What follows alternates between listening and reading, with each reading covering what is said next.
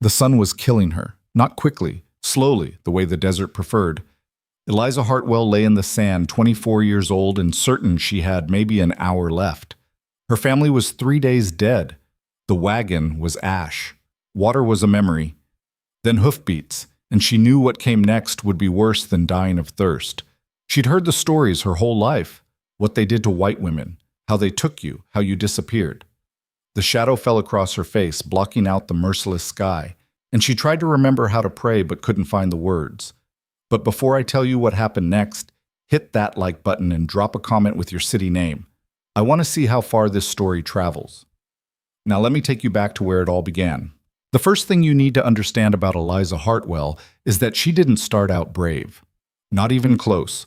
She was the kind of woman who flinched when men raised their voices, who kept her eyes down at dinner, who learned early that being invisible was safer than being noticed. Her father had taught her that, not with words, but with the back of his hand when she spoke out of turn. Her mother had reinforced it with silence, with the way she moved through their Pennsylvania house like a ghost, always tired, always hurting, always pregnant. By the time Eliza was 16, she understood marriage the way you understand winter, something cold and inevitable that you just had to survive. But her father had ambitions. The frontier called to men like him, men who'd failed back east and figured the West wouldn't notice. In 1867, when Eliza was 23, Marcus Hartwell sold everything they had and bought passage on a wagon train heading to California. New opportunities, he called it. Eliza's mother didn't argue. She never argued. She just packed their entire life into 2 trunks and climbed onto that wagon with the resigned expression of someone boarding a ship to nowhere. The wagon train left Independence, Missouri, on a Tuesday in April. 42 wagons, maybe 200 souls, all of them convinced they were heading toward something better. Eliza remembered standing at the edge of town that morning, looking back at the last buildings of civilization, and feeling like she was watching her own funeral procession disappear into the distance. Her younger sister, Caroline, 16 and still capable of hope, had grabbed her hand. "It'll be an adventure, Liza." Eliza had squeezed back but said nothing. She'd learned that lesson too. Don't contradict the optimists. Let them keep their dreams until reality took them away. The first month wasn't terrible. Monotonous, exhausting, dusty, but not terrible. They followed the Platte River across Nebraska, and if you ignored the constant threat of disease, injury, and starvation, you could almost convince yourself it was just a very long, very uncomfortable camping trip. Caroline made friends with the other young women. Their mother got quieter, if that was possible. Their father spent his evenings drinking with the other men, planning futures that would probably never arrive. Eliza just walked, mile after mile beside the wagon, watching the landscape change from green to brown to something that didn't even have a color anymore, just variations of emptiness. The second month, people started dying. Nothing dramatic, dysentery mostly, a broken leg that went septic, a child who fell under a wheel. The kind of deaths that became routine, that you stopped mourning individually and just added to the general atmosphere of dread that hung over the train like fog. They buried the dead in shallow graves and kept moving. What else could they do? By the time they reached Fort Laramie in early June, they'd lost 11 people. The wagon master, a hard-faced man named Sutton, who'd made this trip 6 times before, told them that was actually pretty good. "Some trains lose half," he said, like that was supposed to be comforting. They rested at the fort for 3 days. Eliza remembered walking through it, seeing the soldiers, the traders, the Crow and Shoshone who came to trade, and feeling like she'd stepped into some kind of fever dream. Everything was too loud, too bright, too real after months of nothing but dust and sky. A lieutenant tried to talk to her outside the sutler's store. Young, maybe 25, with honest eyes and a nervous smile. "You heading to California?" "That's the plan," Eliza said, not meeting his gaze. "Long way still to go." He shifted his weight. "Dangerous stretch coming up." "So they tell us." He wanted to say more. She could feel it, but her father appeared then, taking her elbow with just enough pressure to bruise. "Come along, Eliza." She went. She always went. That night, lying in the wagon between Caroline and her mother, she heard the men talking around the fire. Heard Sutton telling them about the recent troubles, raiding parties, burned wagons. Settlements hit hard. Mostly Cheyenne and Arapaho, he said. They're not happy about the railroad, about the forts, about any of it. Can't say I blame them, but that doesn't mean they won't kill you. What should we do? Someone asked. Stay together, stay alert, don't wander off, and pray we get lucky. Eliza didn't pray. She'd given that up years ago, right around the time she realized nobody was listening. They left Fort Laramie on a Sunday. The land got harder after that, rockier, drier, meaner. The grass thinned out, water sources became strategic objectives rather than casual stops. The temperature swung from brutal during the day to freezing at night, and the fear changed. Before, it had been general, the abstract worry of bad things that might happen. Now it got specific. Men started riding with rifles across their laps. Women kept children close. When they circled the wagons at night, it felt less like routine and more like preparing for a siege. 3 weeks out from the fort, they saw smoke on the horizon. Sutton sent scouts. They came back pale. Settlement about 10 miles north, burned, recent. Survivors? Sutton asked. The scout shook his head. They didn't investigate, just adjusted their route and kept moving. 2 days later, they found the body. A man, white, maybe 40, tied to a wagon wheel and left in the sun. How long he'd been there before he died was anyone's guess. Sutton wouldn't let the women look, but Eliza saw anyway. You couldn't miss it. The image burned into her mind like a brand. That night, her father got drunk and mean. This was a mistake, he muttered. Whole goddamn thing was a mistake. Eliza's mother said nothing, just kept mending a shirt that didn't need mending. Caroline whispered, maybe we should turn back. Can't, their father snapped.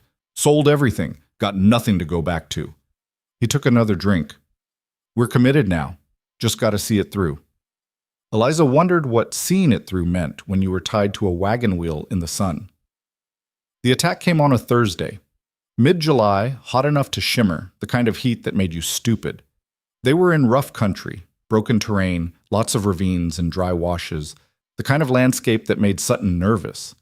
He'd pushed them to make good time, trying to get through to flatter ground before nightfall. They didn't make it. Eliza heard the first shots before she understood what they meant. Sharp cracks that echoed off the rocks, followed by shouting, screaming, chaos. Get in the wagon! Her father yelled, and for once she didn't hesitate. She grabbed Caroline, pulled her mother up, and they dove into the covered wagon as the world exploded around them. The noise was unbelievable. Gunfire, horses, men screaming orders that nobody followed. The wagon lurched as their oxen panicked. Eliza held Caroline down, covered her with her own body, and tried not to think about the sound arrows made when they hit wood. Stay down, their mother said, and her voice was strange, not scared exactly, but resigned, like she'd been expecting this all along. The wagon tipped, just enough to slam them all against one side, hard enough to knock the breath out of Eliza's lungs. She heard her father outside, heard him fire his rifle once, twice, then nothing. The silence after was worse than the noise. Eliza lifted her head, looked at her mother. What do we... The canvas ripped open. Hands reached in, rough hands, pulling, dragging. She fought. Not bravely, desperately, like an animal. Kicked, bit, clawed. Heard Caroline screaming, felt her mother being torn away. Then something hit her head, and the world went sideways. When she woke up, everything was on fire. Not metaphorically, actually on fire. The wagons were burning, all of them. 42 pyres sending black smoke into a sky so blue it hurt to look at. Eliza tried to sit up, and the pain in her head made her vomit. She rolled onto her side, retched into the dust, and when she could finally focus, she saw them. Bodies. Everywhere. Sutton, face down with 3 arrows in his back. The young couple from the wagon ahead of them, the wife she'd talked to about recipes just yesterday, the children. Jesus Christ, the children. She looked for her family, found her father 10 feet away, throat cut. Found Caroline near the burning wagon, and that was when something in Eliza's mind just shut off. A protective mechanism, maybe. A way to keep functioning when functioning shouldn't be possible. She didn't find her mother. She didn't look very hard. Instead, she stood up, somehow, impossibly, and started walking. No plan, no direction, Just movement, because staying still meant thinking and thinking meant breaking. The sun hammered down. She had no water, no hat, no sense. She walked anyway. Hours passed, or maybe minutes. Time stopped meaning anything. The burning wagons fell behind. The landscape became just rocks and sand and sky. Everything washed out to shades of brown and white. She fell twice, got up once. The second time, she just stayed down. That's where we started. Eliza Hartwell, 24 years old, lying in the sand, dying of thirst and shock, and the absolute certainty that this was how it ended. Then the hoofbeats. She didn't open her eyes at first, didn't see the point. She knew what came next. She'd heard the stories her whole life. Every woman on the frontier had. What they did to captured women. The torture, the degradation, the things worse than death that preachers whispered about, and men used to justify any atrocity. The horse stopped. She heard someone dismount, felt the shadow block the sun. A hand touched her shoulder. She opened her eyes. The man looking down at her was maybe 30, maybe older, hard to tell. Dark skin weathered by sun and wind, black hair long and loose, wearing buckskin and cloth, and nothing like what she expected. His face was unreadable.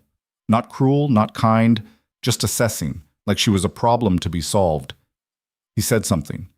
Not English. She didn't understand. He tried again, different words, still nothing. Then he knelt down, and she tensed, waiting for... He held out a water skin.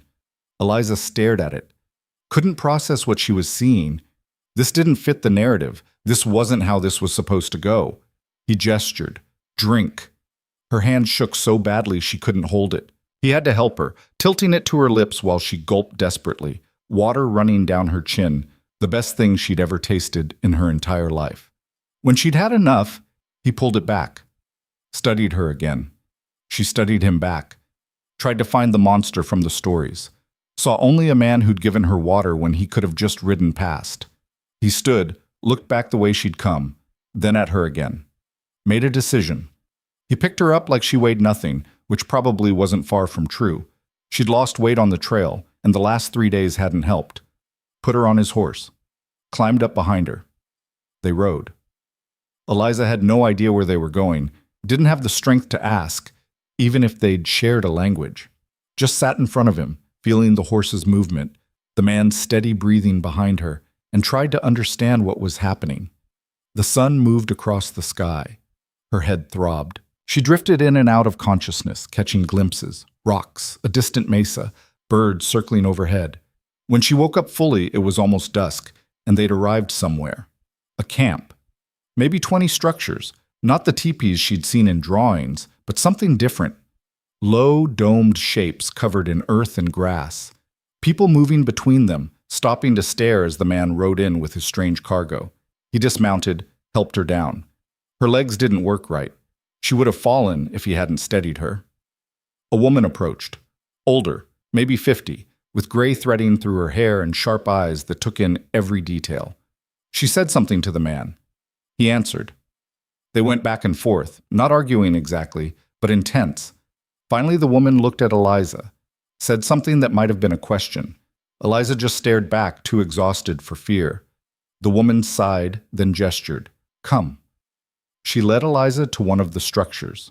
Inside, it was dim and cool and smelled like smoke and sage. The woman pointed to a pile of furs and blankets. Lie down. Eliza did. Couldn't have done anything else if she'd tried. The woman brought food, some kind of stew, corn cakes, water. Eliza ate mechanically, not tasting it, just fueling a body that refused to quit. When she was done, the woman examined her, checked her head wound, her sunburned skin, her cracked lips, made clicking sounds of disapproval, applied something that smelled terrible but felt cool, wrapped a bandage. Then she left, and Eliza was alone. She should have run. That was the rational response. She'd been captured by savages, that's what her father would have called them, what everyone back home would have called them. She should be planning escape, or preparing for the worst, or something other than just lying there in the cool darkness, feeling safer than she'd felt in months. But she was so tired, tired in her bones, in her soul, in ways that had nothing to do with the last 3 days and everything to do with the last 24 years. She slept. When she woke, it was morning, and the older woman was back with more food. Eliza ate, let herself be tended to, and tried to figure out what was happening. Over the next few days, a pattern emerged. The woman, whose name Eliza eventually learned sounded something like Mapia, brought food, changed bandages, taught basic words. Water, food, sleep. Yes, no. Other women came too, curious and cautious. They touched her hair, which fascinated them, light brown and fine where theirs was black and thick. They examined her skin, her clothes, her hands. Eliza let them. What else could she do? The man who'd found her, whose name she learned was Tayanita, or something close to it, appeared occasionally. He'd check on her, say a few words to Mapia, then leave. He seemed to be someone important, based on how others treated him. People deferred to him, sought his opinion, stepped aside when he passed. Eliza watched it all with the detachment of someone observing a play. This wasn't her life. Her life had ended at those burning wagons. This was something else, some strange intermission before the final curtain. After a week, Mapia started taking her outside. Short walks around the camp, letting her build strength. The altitude made breathing hard. They were in high country, mountains visible to the west. The air was thin and sharp, and nothing like the humid thickness of Pennsylvania. People stared less as she became a familiar sight. Children started following her at a distance, giggling when she looked their way. An old man with scarred hands offered her a pipe once, and when she didn't know what to do, he just laughed and took it back. She was learning the rhythm of the place. The way days were structured around tasks, food gathering, hide working, tool making, all the thousand small labors that kept life going. The way evening brought everyone together, stories and songs she couldn't understand but could feel in her chest. She was also learning words, slowly, painfully, like a child. Mapia was a patient teacher, repeating things until Eliza got them right. Some of the younger women helped too, turning it into a game, pointing at objects, saying words, laughing when Eliza's pronunciation mangled them beyond recognition. 3 weeks in, Tayanita appeared at Mapia's dwelling and gestured for Eliza to follow. She did, heart hammering, finally certain this was when it changed. When the kindness ended and the nightmare began, he led her to the edge of camp where a small stream cut through the valley, sat down on a rock and gestured for her to sit too. She did. For a long moment, he said nothing, just looked at her with those unreadable eyes, like he was trying to solve an equation in his head. Finally, he spoke. Slow words, simple ones she might understand. You stay? She blinked. What? He tried again, mixing in hand gestures. Here, you stay, or he pointed toward the horizon. Go back. Eliza stared at him. You're asking? He didn't understand the question, but he read something in her face. Nodded. Choose. Choose, she repeated. The word felt foreign in her mouth. When had she ever chosen anything? He waited. She looked back toward the camp. Thought about what returning meant. Back to what? There was nothing left. No family, no wagon train, no future that didn't involve destitution, prostitution, or marrying whatever man would have a traumatized orphan with nothing to her name. She thought about the last 3 weeks. The way Mapia cared for her without asking for anything in return. The way the women had made space for her, taught her, included her in small ways. The way nobody had hurt her, touched her, used her. The way this man had given her water in the desert when he could have just ridden past. She looked at him. If I stay? He understood that, spoke carefully, using the word she knew. You learn, you work, you belong. Belong.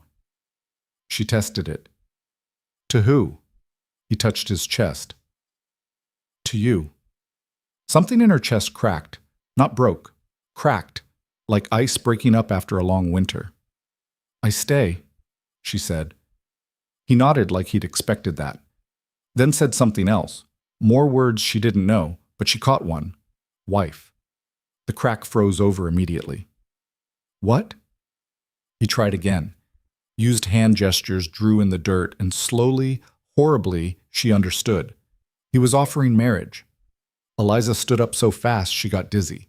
No, no, I can't.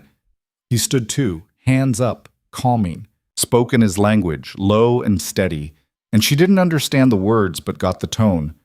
It's okay. Breathe. Talk to me. But she couldn't. Her mind was racing through every story, every warning, every horrible thing she'd been told about what marriage meant out here, about being a captive wife, about bearing children for your captors, about losing yourself completely, about becoming property. He must have seen the panic because he stopped talking, just waited until she could breathe again. When she finally looked at him, he spoke again. Very simple. Not force, not take, ask. He pointed at her. You choose. Choose, she said again, the word like ashes. Yes. You say yes, you say no. Same. He gestured around them. You stay, you need. He struggled for the word. Protection, place, this is way. She understood then. It wasn't about desire or possession. It was practical. A woman alone had no standing, no safety, no future. A wife had all three. And if I say no, she managed. He shrugged. You still stay. Different place, different way, but harder. Honest, at least. She could respect that. She sank back down onto the rock, head in her hands. This wasn't supposed to happen. None of this was supposed to happen. She was supposed to die in the desert. That was the end of the story. Instead, here she was, being offered marriage by a man she couldn't talk to, in a world she didn't understand, with a choice that wasn't really a choice at all, but it was more choice than she'd ever had before. She thought about her mother, about the way she'd moved through life like a ghost, worn down by childbirth and violence and the slow, grinding misery of being owned, about how marriage had destroyed her piece by piece until there was nothing left. Then she thought about the last 3 weeks, about Mapia's kindness, about the way Tayanita had never once looked at her with that particular hunger she'd learned to recognize in men, about the way this place, for all its strangeness, felt less dangerous than any home she'd ever known. She looked up at him. If I say yes, what happens? He sat down again, keeping distance between them, spoke carefully. Ceremony, 3 days, you meet family, meet tribe, then... He gestured at another dwelling nearby. We live there. Together. Together, she echoed. Yes. And then? He didn't understand. She tried again, using the words she knew. After ceremony. What you want? From me? Understanding dawned. He was quiet for a long moment, then said something in his language. Called over a young woman who was passing by, one who'd been teaching Eliza words. They spoke briefly. The woman looked at Eliza with something like sympathy, then turned to her in halting English. He says, marriage here not same as your people. Wife not property. Wife is partner. Equal. You have voice. You have choice. Always choice. She paused. He says he knows your people different. He sees how white men treat women. He says not here, not with him. Eliza felt something twist in her chest. And I'm supposed to just believe that? The woman translated. Tayanita responded, he says no. You not believe words. Words easy. He says you watch, you see, you learn, then you believe. They looked at each other across the space between them, him waiting, her trying to understand if this was real or just a different kind of trap. Finally, she asked the only question that mattered. If I say yes and then change mind later, can I leave? The woman translated. Tayanita's response was immediate. He says yes, but he says you won't want to. The arrogance of that should have made her angry. Instead, it almost made her laugh. He's very confident. The woman grinned. He were leader. Confidence required. Eliza looked at the camp behind them, at the mountains, at the sky that went on forever. Thought about going back. To what? To where? Thought about staying unmarried, dependent on charity, always at the mercy of others' goodwill. Thought about marriage the way she'd always known it, silent suffering, bruises hidden under long sleeves, a slow death of the spirit. Then thought about the man in front of her, who'd given her water in the desert and called it a choice. "I need time," she said. "3 days," the translator said. "He gives you 3 days. Think, decide, no pressure." Eliza nodded, stood up on shaking legs. Tyanita stood too, said something else. He says, "Whatever you choose, you still welcome here. Still safe. Decision changes nothing about that." She looked at him, really looked, trying to see past the cultural divide, past her fear, past everything she'd been taught. Saw a man who'd saved her life and asked for nothing in return. Saw a man offering partnership instead of ownership. Saw a choice that wasn't perfect, wasn't safe, wasn't anything she'd ever imagined, but was hers to make. 3 days, she agreed. Those 3 days were the longest of her life. Mapia seemed to know something was happening but didn't press. Just went about teaching Eliza more words, more skills, treating her the same as always. Other women were less subtle. They'd come by, examine her thoughtfully, say things to each other that made them laugh or nod seriously. Eliza felt like a horse being evaluated for purchase and hated it, but also understood it. These women wanted to know who might become one of them. She spent hours watching the camp, watched how couples interacted, saw a man and woman arguing fiercely, voices raised, then saw them laughing together an hour later. Saw women making decisions about food distribution, about camp placement, about things that back home would have been men's exclusive domain. Saw wives who didn't flinch when their husbands approached. Saw a partnership that looked real. But she also saw the reality. This was still a hard life. Women worked themselves to exhaustion. Childbirth was dangerous. Winter was brutal.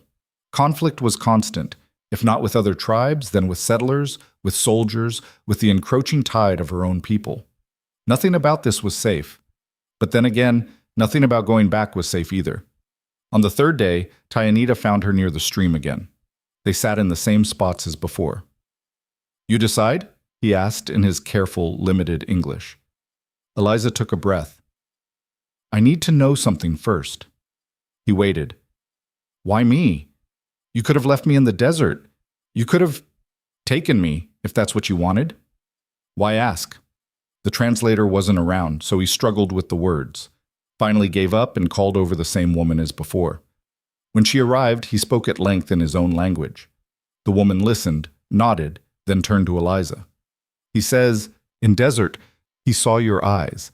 Saw someone who already died, but body didn't know yet. He knows that look. Lost his first wife 5 years ago. Childbirth. Says he saw same look in mirror for a long time after." She paused. "He says he not looking for love, not looking for possession, looking for..." She frowned. "Word doesn't translate, like alliance, partnership between wounded people?" Eliza felt something in her throat. "He's honest, at least. He says honest, only way this works. He says you deserve choice because no one gave you choice before. He sees that too. Sees how you move like woman expecting to be hit. He says that wrong. Says his people not perfect, but that wrong." They looked at each other. Two damaged people considering a bargain neither fully understood. "If I do this," Eliza said slowly, "I need promises." "Tell me," Tyanita said through the translator. "You said I'll have choice, always. I need that to be real, not just words." He nodded. "Real. And I need time. To learn. To understand. To adjust. I need you to be patient." "Patient," he agreed. "And I need to know that if it doesn't work, if I can't do this, I can leave. That you won't stop me." He was quiet for a moment. Then, "You can leave, but I will ask you to stay. That allowed?" She almost smiled. "Yes, that's allowed." "Then we have agreement?" Eliza looked at the sky, at the mountains, at this impossible situation that somehow felt like the first real choice she'd ever made. "Yes," she said, "we have an agreement." The translator grinned, spoke to Tyanita. He nodded once, stood, and offered his hand. Eliza took it. His grip was firm, but not crushing. He helped her to her feet, said something formal sounding, then let go and walked away. "What did he say?" Eliza asked. The translator smiled. He said, Now the real work begins. She wasn't wrong. The next 3 days were a blur of preparation Eliza barely understood. Women descended on her, bringing clothes, teaching songs, explaining customs through gesture and broken language. Mapia seemed to be in charge, orchestrating everything with the efficiency of a general. They bathed her in the stream, using some kind of soap that smelled like pine, braided her hair in a style she'd never worn, dressed her in soft buckskin decorated with beadwork that must have taken weeks to create. "Whose was this?" she asked, touching the intricate patterns. "Mapia made," the translator said, "for her daughter, but daughter died. Winter sickness, 3 years ago. She gives to you now." Eliza felt tears prick her eyes. "I can't." "You can. You do. Is gift. Honor it." So she did. The ceremony itself happened on a warm evening in late July. The entire camp gathered in the central area. Fires burned. Someone played a drum, steady and hypnotic. People sang songs she couldn't understand but felt in her bones. Tayanita stood across from her, wearing his own ceremonial clothes. He looked different, younger somehow, or maybe just less guarded. Their eyes met, and she saw her own uncertainty reflected back. Neither of them knew if this would work, but they were going to try. An old man, a shaman, Eliza guessed, spoke at length. She didn't understand the words but got the weight of them. This was serious, sacred, a commitment being made in front of witnesses. At some point, she and Tayanita were told to join hands. His were rough from years of work and warfare. Hers were soft despite the trail, marked by a life of different labor. The shaman wrapped something around their joined hands, a strip of cloth or leather she couldn't tell in the firelight. More words, more songs. Then it was done. People cheered, women ululated, children ran around them in circles, laughing. Tayanita looked at her with an expression that might have been relief. Eliza felt nothing, just numb detachment, like she was watching this happen to someone else. The celebration continued. Food appeared, more than she'd seen since arriving. People ate, drank, told stories, laughed. Mapia kept pressing food on her, kept touching her arm gently, like reassurance. Eliza went through the motions, smiled when it seemed appropriate, accepted congratulations from people whose names she didn't know. All the while, her mind was racing toward what came next. The night was wearing on. People were starting to drift away. And she knew with sick certainty, that soon she and Tayanita would be expected to go to that dwelling he'd pointed out. Their dwelling now, their wedding night. Her stomach churned. All the fears she'd pushed down came roaring back. He'd said this was different. He'd promised choice, patience, partnership. But men lied. She knew that. Had learned it from her father, from every man she'd ever known. They said what you wanted to hear, then did what they wanted anyway. When Mapia finally touched her shoulder and gestured toward the dwelling, Eliza's legs didn't want to move. But she moved them anyway. Because what else could she do? Tayanita was already inside when she entered, and that was it. We're stopping here. Not because nothing happens next, but because what happens next changes everything. And that's a different part of the story. Eliza stood in the doorway, silhouetted by the dying fires outside, every muscle in her body screaming at her to run. But she didn't run. She stepped inside and closed the flap behind her. The interior of the dwelling was dim, lit only by a small fire in the center pit. Smoke drifted up through the opening in the roof, carrying with it the smell of burning cedar. The space was larger than she'd expected, maybe 15 feet across, with sleeping furs arranged along one wall and baskets of supplies stacked neatly along another. It felt lived in, but not cluttered. Functional. Tayanita stood near the fire, his back to her. He'd removed some of his ceremonial decorations, and in the flickering light he looked less like a war leader and more like just a man who'd had a long day. Eliza's heart was hammering so hard she thought he must be able to hear it. Every instinct screamed at her to bolt, to run back out into the night, to take her chances in the desert rather than face what came next. Her hands were shaking. She clasped them together to hide it. He turned when he heard her enter, looked at her face, and went still. They stood there for a long moment, the fire crackling between them, neither moving. Finally, he spoke. Slow words, careful. "You afraid?" It wasn't a question. She nodded anyway, throat too tight for speech. He gestured to the furs along the wall. "Sit, please." She sat, perching on the edge like she might need to run at any second. He sat too, but across the fire, keeping the flames between them. The distance should have been reassuring. Somehow it just made her more nervous. "I not hurt you," he said, struggling with the English. "Never." "That's what they all say." The words came out before she could stop them, bitter and sharp. He tilted his head, considering. Then he called out something toward the entrance. A moment later, the translator woman ducked inside. Eliza had learned her name was Kimimela, though she still struggled with the pronunciation. "He asks me to stay," Kimimela said, settling down near the entrance. "To help you talk. To make sure you understand. Is okay." Eliza nodded, grateful. At least with Kimimela here, nothing could happen. Not yet. Tyanita spoke at length in his own language. Kimimela listened, occasionally asking questions, then turned to Eliza. "He says he sees your fear, says he understands. You don't know him, don't know our ways, don't know what to expect. He says your people tell stories about us. Bad stories. Stories about what we do to white women," she paused. "Are those stories why you're scared?" "Partly," Eliza managed. "What's the other part?" Eliza looked at the fire. Easier than looking at either of them. "I know what marriage is, what husbands expect, what they take." Kimimela translated. Tyanita's response was quiet, almost sad. "He says that's not marriage, that's slavery. He says he's sorry your people taught you that." Kimimela shifted. "He wants to know, did your father hurt your mother?" The question was so unexpected, so direct, that Eliza flinched. "How did he—" "He watches. He sees how you move, how you react when men raise their voices, how you apologize for things that aren't wrong. He knows what those things mean." Eliza felt something crack open in her chest. "Yes, my father hurt her, regularly, and she just took it, because that's what wives do." The translation took longer this time. When Tyanita responded, his voice was firm. He says that's not what wives do here. Here, if a man hurts his wife, the women of the tribe deal with him, harshly. He says his own mother once broke his uncle's arm for hitting his aunt, in 3 places. No one stopped her. The council said the uncle deserved it. Despite everything, Eliza almost smiled. "Really?"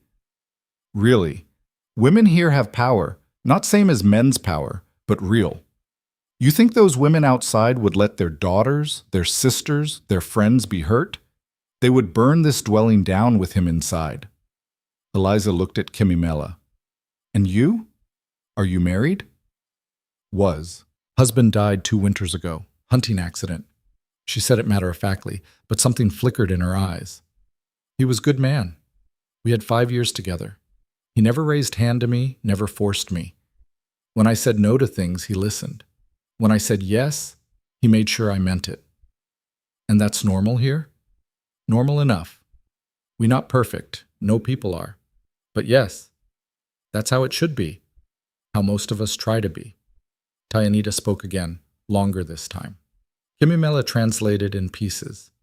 "He says he's going to tell you something, and he wants you to really hear it. He says tonight nothing happens, nothing you don't want. He says you've been through too much, you're too scared, and starting this way would poison everything that comes after." She paused. "He says you sleep there, he sleeps here. Fire between, door stays open if you want. Kimimela can stay all night if you want. Whatever makes you feel safe." Eliza stared at him across the flames. "You're serious?" He nodded. "Serious. But people will expect, so they'll think we—" "Let them think," Kimimela said. "What happens in here is between you two. No one else. But I'm your wife now. Don't you have rights, expectations?" Tyanita's response came through Kimimela with unusual force. "You are not property. Marriage here is partnership. Partners don't take from each other, they build together, and you can't build anything on fear and force." Eliza felt tears burning her eyes. She didn't want to cry, not in front of them, but the relief was overwhelming. "I don't understand.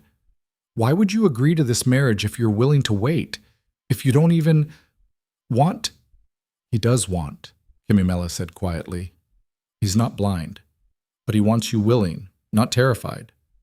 He wants a wife who chooses to be here, not one who's trapped. He says that's worth waiting for. The tears spilled over. Eliza wiped at them furiously, embarrassed. Tayanita said something else, his voice gentle. He says it's okay to cry. Says you've earned those tears. Says let them come. So she did. Sat there by the fire in her wedding clothes, in a dwelling that smelled like smoke and cedar, and cried for everything she'd lost. Her family, her home, her old life. Cried for the terror of the last few weeks, for the exhaustion of always being afraid, for the sheer overwhelming strangeness of where she'd ended up. Kimimela moved closer, put an arm around her shoulders, just sat there while Eliza sobbed, not saying anything, just present. When the tears finally subsided, Eliza felt hollowed out but clearer. She looked at Tayanita through swollen eyes. I'm sorry. I'm a mess. Kimimela translated his response with a slight smile. He says you're allowed to be a mess. He says he was a mess for a year after his wife died. Says Mapia had to force him to eat, to bathe, to keep living. Says being a mess is honest.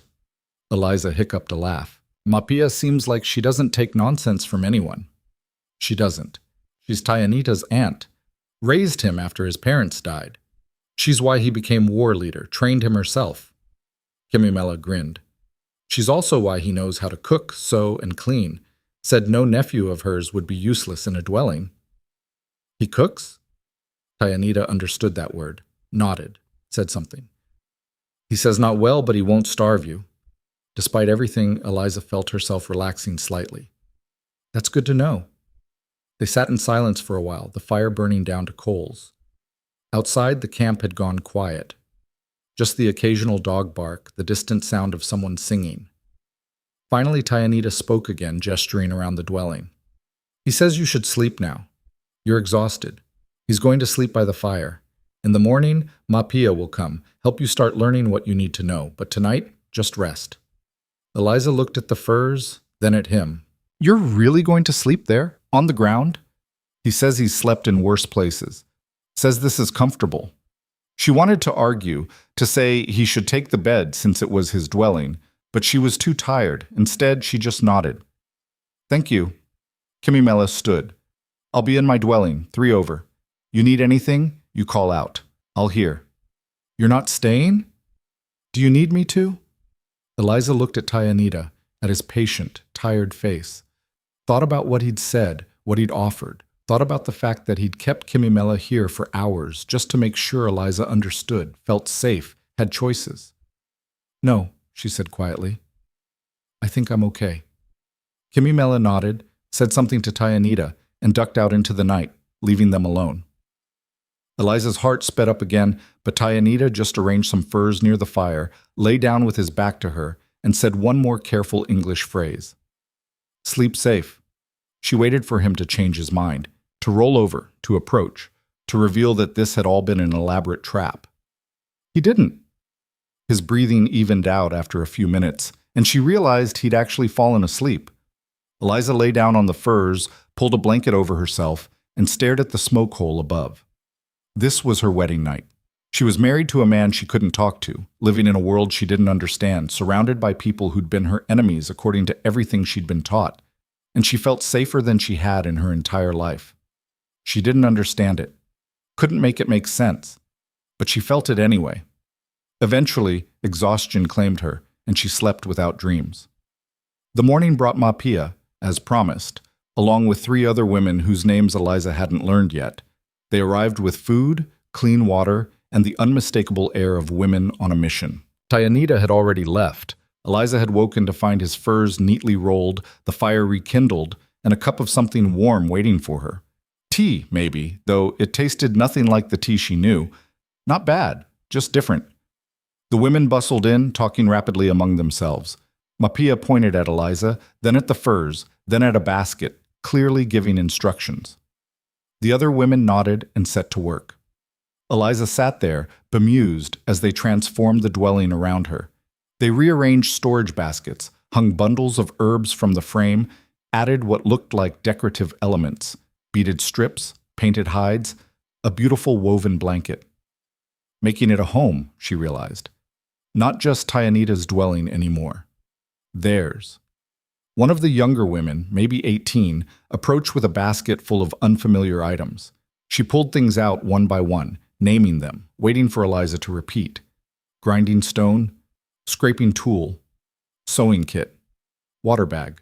Eliza tried to remember the words, knowing she'd forget half of them by afternoon. Mapia brought over clothing, practical work clothes, not the ceremonial dress from yesterday. She gestured for Eliza to change, then turned her back to give privacy. The other women did the same. Such a small thing, but Eliza felt it. Respect for her modesty, her comfort. Back home, privacy had been a luxury women rarely got. Once dressed, Mapia led her outside. The morning was cool and bright, the sun just clearing the mountains to the east. The camp was already active, women working, children playing, men checking weapons or talking in small groups. Several people called out greetings to Eliza.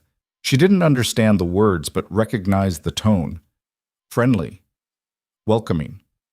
She tried to smile back, probably looked terrified instead. Mapia took her to where a group of women were working on hides, scraping them clean with stone tools. She handed Eliza a tool, positioned her hands correctly, and showed her the motion. Long strokes, steady pressure, scrape away the flesh and fat. It was hard work. Eliza's arms started aching within minutes. The other women worked steadily, talking among themselves, occasionally laughing at something someone said. One of them would glance over periodically, correct Eliza's grip or angle, then go back to her own work. They weren't mean about it, just matter of fact. This is how it's done. This is what we do. After what felt like hours but was probably only one, Mapia called a break. The women sat in the shade, passing around a water bag, eating strips of dried meat. Someone said something that made everyone laugh. Eliza didn't get the joke, but smiled anyway. One of the women, middle-aged, with clever eyes and quick hands, leaned over and spoke slowly. You... strong? Eliza blinked. Me? The woman nodded, pointed at the hide Eliza had been working. Not stop. Good. Oh, what? Thank you. The woman smiled, said something to the others. They nodded, seeming to agree with whatever she'd said. Mapia pulled out more food, offered it to Eliza.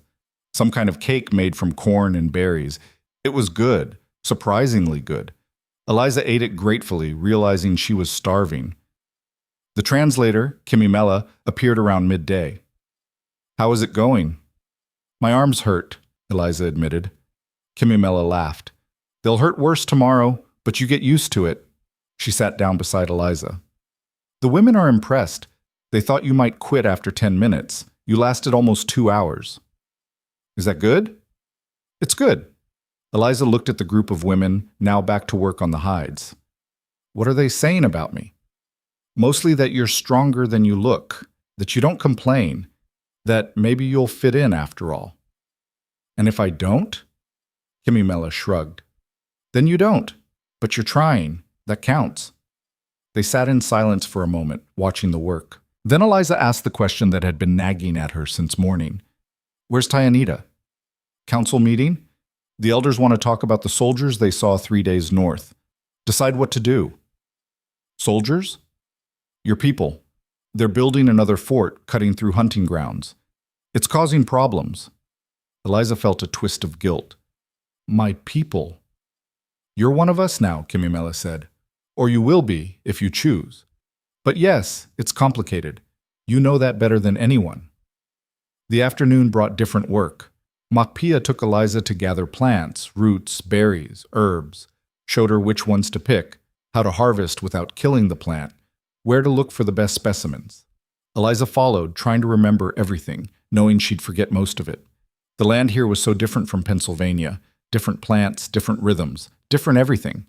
At one point, they crested a ridge and Eliza saw the camp spread out below. Saw the smoke rising from cook fires, children running between dwellings, women working in groups, men tending horses. It looked peaceful, ordinary. Nothing like the bloodthirsty savages from the stories, just people, living their lives. Mapia touched her arm, pointed at something, a plant with purple flowers. Spoke a word Eliza didn't know. Eliza tried to repeat it, mangled the pronunciation so badly that Mapia laughed, A warm sound, not mocking. She said it again, slower. Eliza tried again. Better, apparently. Mapia nodded approval. They filled their baskets and headed back as the sun started dropping. Eliza's feet hurt, her back hurt, her hands were scratched from brambles. She was filthy and exhausted and wanted nothing more than to collapse. Mapia led her back to the dwelling. Tayanita was there, adding wood to the fire. He looked up when they entered, said something to Mapia. She responded, gestured at Eliza, said what sounded like a report. Tayanita listened, nodded, looked at Eliza with something that might have been approval. Mapia left. They were alone again. Eliza stood awkwardly, not sure what to do now. Tayanita gestured to the fire. Sit. She sat. He'd prepared food, stew of some kind, corn cakes, berries, set a bowl in front of her. She ate mechanically, too tired to taste it. He ate too, watching her between bites. Finally spoke. Good day? She had to laugh at that. I don't know. Hard day. I don't think I did anything right. He frowned, not understanding all of it. She tried again, simpler. Work hard. I'm not good at it. You learn, he said. Time. They ate in silence. When she finished, she helped clean up, watching how he did things so she could copy it. There was a system here, a way things worked. She needed to learn it. As night fell, the awkwardness crept back. This was their second night. People would definitely expect things now. Tayanita seemed to sense it. He spoke carefully. Same as last night. You there, me here, okay? Relief flooded through her. Okay, yes, thank you. He nodded, started arranging his sleeping furs. Eliza changed into sleeping clothes, a soft dress Mapia had provided, and settled onto her own furs. Watched Tayanita bank the fire, adjust the smoke flap, check that everything was secure. Domestic movements, familiar rhythms. Strange how quickly strange things became normal. Tayanita? She said into the dimness. He looked over. Yes? Why did you really ask me to marry you? He was quiet for a long time. She thought maybe he hadn't understood or wouldn't answer. Then he spoke, slow and halting. My first wife. We grow up together. She choose me, I choose her. Happy. Then she die and I... He struggled for words, gave up, started over. I think maybe I die too, inside. Mapia says I need reason to live again, need purpose. And I'm the purpose? You need help. I can help. We help each other, build new life together. He paused. Not love, not yet. Maybe not ever, but partnership, honest, fair. Both choose to stay. Eliza thought about that. So we're both just trying to survive? More than survive. Live. Different. And if it doesn't work, then we tried. Better than not trying. She couldn't argue with that. Closed her eyes, listening to the fire crackle, to Tayanita's breathing evening out as he fell asleep. This was her life now, this strange, impossible arrangement. She still didn't fully believe it, still waited for the trap to spring. But tonight at least she felt safe enough to sleep. The days developed a pattern. Wake at dawn, eat whatever Tayanita had prepared, go with Mapia or the other women to work. Hide scraping, plant gathering, food preparation, water hauling. Endless tasks that left her exhausted and achy and slowly building muscles she'd never needed before. The nights followed their own pattern. Dinner with Tayanita, halting conversations in mixed language, sleep on opposite sides of the dwelling. He never pushed, never suggested changing the arrangement, just maintained the distance he'd promised. After a week, Kimimela appeared one evening, looking amused. The women are talking. About what? Eliza asked, though she could guess. About whether your husband is actually a man or if he's been cursed into a stone statue. She grinned. They've never seen Tayanita show such restraint. They're impressed, also confused. Eliza felt her face heat. It's not... We're just... I know what you're doing. I think it's smart, but it's definitely unusual. That night, after Kimimela left, Eliza looked at Tayanita across the fire. People are talking about us. He nodded. Always talk. Ignore them. They think it's strange that you're patient. They don't know you, he said. Don't know what you need. I know. That's enough. 2 weeks in, Mapia started teaching Eliza to cook, showed her which plants flavored what, how to make the corn cakes that were a staple, how to prepare the dried meat so it wasn't like chewing leather. Eliza burned things, under-seasoned things. Once she somehow made stew that had the texture of paste. Mapia just sighed, dumped it out, and made her start over. But she learned. Slowly, through trial and error and Mapia's infinite patience, she learned. 3 weeks in, she cooked dinner for the first time without help. Just her, the fire, the ingredients Mapia had left. She made stew, corn cakes, and managed not to ruin either. When Tayanita came home, and when had she started thinking of it as home? He stopped in the doorway surprised. You cooked this? She nodded, nervous. It's probably terrible. He tried it, considered. Not terrible. Just bad? A smile tugged at his mouth, the first real smile she'd seen from him.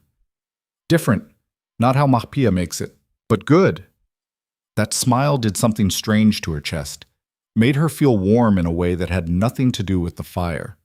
After a month, Eliza realized she'd stopped flinching when men approached, stopped apologizing for things that weren't her fault, stopped making herself small to avoid notice.